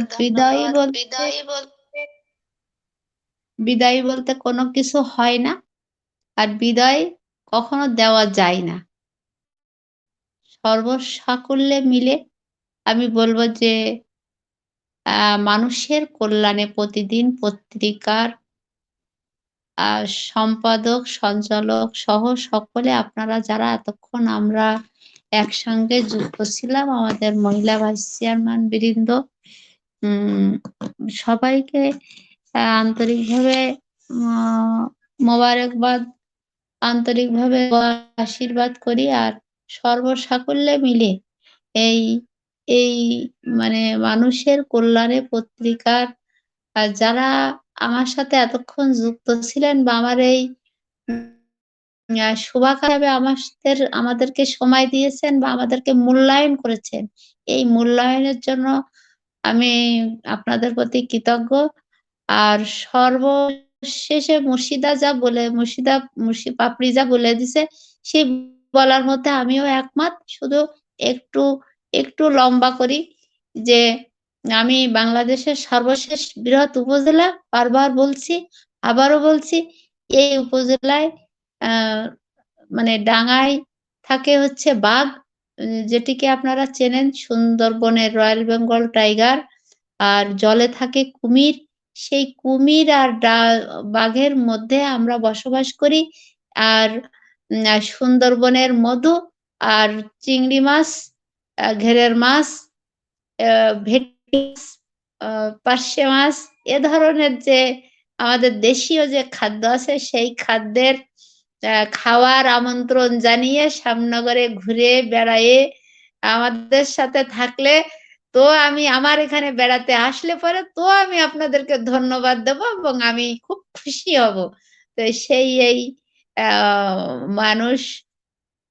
মানুষের কল্যাণে প্রতিদিন যে পত্রিকা, এই পত্রিকার আমি এই ভিজা মানে খালি মুখে ভালো ভালো কথা বলে আপনাদের কি বলে আপনাদেরকে আমি আশীর্বাদ করব, আমার তো ভাষায় কিছু আসতেছে না। আমার তো মনে হচ্ছে যে আপনারা আমাদের জন্য যে এতক্ষণ সময় দিলেন বা আমাদেরকে যে এতটা মূল্যায়ন করলেন, আমি কি দিয়ে আপনারে বিদায় দেব বলেন? আমি তো বিদায় দিতে পারবো না। বিদায় তখনই দেব আমার শ্যামনগর উপজেলা পরিষদে আপনারা আসবেন, আমার সাথে সময় দেবেন। আমার এই লবণ পানির মাছ আর লবণ পানির ভাত আর লবণ পানি, আমরা লবণ পানির সঙ্গে ওই যে বললাম জলে কুমির, ডাঙায় বাঘ, এর মধ্যে আপনারা ঢাকায় যদি থাকেন তাহলে শ্যামনগরে আসবেন। এই আশার দাওয়াত দিয়ে আমি আমার অন্তরের যে ভাষা, সেই ভাষার ব্যক্ততাটা আমার আসলে এটা মানে আমি দেওয়ার মতো অবস্থানে আমি নাই, আর আমি থাকিও না। আপনারা প্রথমেই বলেছেন যে মানবিক কথা বলেন, রাজনীতির কথা বলেন না। আমি আসলে রাজনীতির মানুষ না। আমি আমি আমি মানে আমি শ্রদ্ধা করি, খুব বিশ্বাস করি যে আপনি আমার সরকার বা আপনারা বা আমার প্রতিবেশী বা আমার পরিবার যিনি আসুক না কেন, আমি তাকে মনে প্রাণে বিশ্বাস করি, মনে প্রাণে আমার পরিবারের একজন বলে ভাবি। আমার উপজেলার না, শুধু আমার উপজেলার না, আমার উপজেলা পরিষদের যে যারা আমরা আছি, উপজেলা পরিষদের চেয়ারম্যান, ভাইস চেয়ারম্যান সহ আমার ইউনিয়ন পরিষদের চেয়ারম্যান বৃন্দ, আমি মূলত উপজেলা আওয়ামী লীগের আইন বিষয়ক সম্পাদক, শ্যামনগর উপজেলা আওয়ামী লীগের আইন বিষয়ক সম্পাদক, আগে আমি মহিলা বিষয়ক সম্পাদক ছিলাম। তার আগে আমি প্রতিষ্ঠাতা মহিলা আওয়ামী লীগের সভানেত্রী এই শ্যামনগর উপজেলার। আমি অনেক ছোট থেকে আমাকে ডেকে নিয়ে যায়, তো ওই যে বললাম যে আমার ডেকে নিয়ে যায়, তা আমি কি করব? এখনো তারা ডেকে নিয়ে যায়, আর সেই ডাকার মধ্যে দিয়ে আপনাদেরকে কি দিয়ে বিদায় দেবো? তো শ্যামনগরে আসার আমন্ত্রণ জানিয়ে এই মানুষ মানুষের কল্যাণে প্রতিদিন পত্রিকার আহ কি বলে যে শুভ কামনা এবং আহ আরো উত্তর সফলতা কামনা করে আমি এই মুহূর্তে আমরা মনে হয় এবার বিদায় নিতে পারি। তো কবে আসবেন সেই আশার অপেক্ষায় থাকলাম। আর এখন যদি জানিয়ে দেন যে আমরা শ্যামনগরে আসব, তো আমার মনে হয় এইটা আমার কাছে বেশি পছন্দ হবে, যে এখন শীতের দিন, শুকনো ড্রাই সিজন, এখন আসাটা কোনো ব্যাপার না। রেনি সিজনে আমাদের এখানে একটু সমস্যা। ডলি আপা, ভালোবাসা জি, মিশ্রিত বিষ থেকে অমৃত সুধা হয়, তাহলে এই টানে আমরা কেন যাব না? আর রাতকে দিন, দিনকে রাত না, আমরা যে কোনো সময় চলে আসব। সেই সাথে আমি টাঙ্গাইল থেকে বলছি, টাঙ্গাইলের মিষ্টির অবশ্যই দাওয়াত থাকলো। শিরিন আপু আছে, আর আমাদের মানুষের কল্যাণে প্রতিদিন তো অবশ্যই আছে। তো আমরা মানুষের কল্যাণে প্রতিদিন যেহেতু আমরা যুক্ত আছি, আমাদের এখানে রাজমুকুট আছে। আর আপনার ইউনিয়ন বা স্থানের নাম বারবার যে বলেন, শ্যামনগর, শ্যাম বলতে কৃষ্ণ। তো কৃষ্ণ টানে, শ্যাম টানে তো অবশ্যই যেতে হয়। শিরিন আপু, চলেন আমরা এখনই রওনা হই আমরা ডলি আপুর বাসায়। জি শিরিন আপু বলেন, এবার বল। হ্যাঁ, আমরা হচ্ছে ভার্চুয়ালি আমরা খালেদা ডলি আপার হচ্ছে ইনভাইটেশন আমরা অ্যাকসেপ্ট করলাম। ইনশাআল্লাহ আমরা সরজমিনে হচ্ছে আপার এলাকায় হানা দিব। আর আপনাকে অসংখ্য ধন্যবাদ আমাদের এই আয়োজনটাকে সমৃদ্ধ করার জন্য। আসলে আপনাদের মতো অতিথিদের নিয়েই কিন্তু আমাদের আয়োজনটা থাকে, এবং আপনাদের নিয়েই কিন্তু আমাদের এই যে পথ চলা, আমাদের যে মানুষের কল্যাণে প্রতিদিন, এই যে আমাদের অনলাইন ভিত্তিক পত্রিকাটা আসলে আপনাদের সহযোগিতা কিন্তু হচ্ছে সমৃদ্ধশীল হবে। এজন্য আমার অনুরোধ থাকবে যে আপনারা আমাদের এই অনলাইন ভিত্তিক পত্রিকার সঙ্গে সংযুক্ত থেকে আমাদের প্রতিনিয়ত আমাদের পথ চলাকে সহজ করবেন। এরপর আমি চলে যাচ্ছি মতিয়ারা মুক্তার কাছে। আমি এতক্ষণ সঞ্চালনে ছিলাম শিরিন সাদি, এবং আমার সহযোগী হিসেবে ছিলেন মতিয়ারা মুক্তা আপা। আমি এবার আপাকে আমাদের দর্শকদের কাছ থেকে বিদায় নেওয়ার অনুরোধ জানাচ্ছি।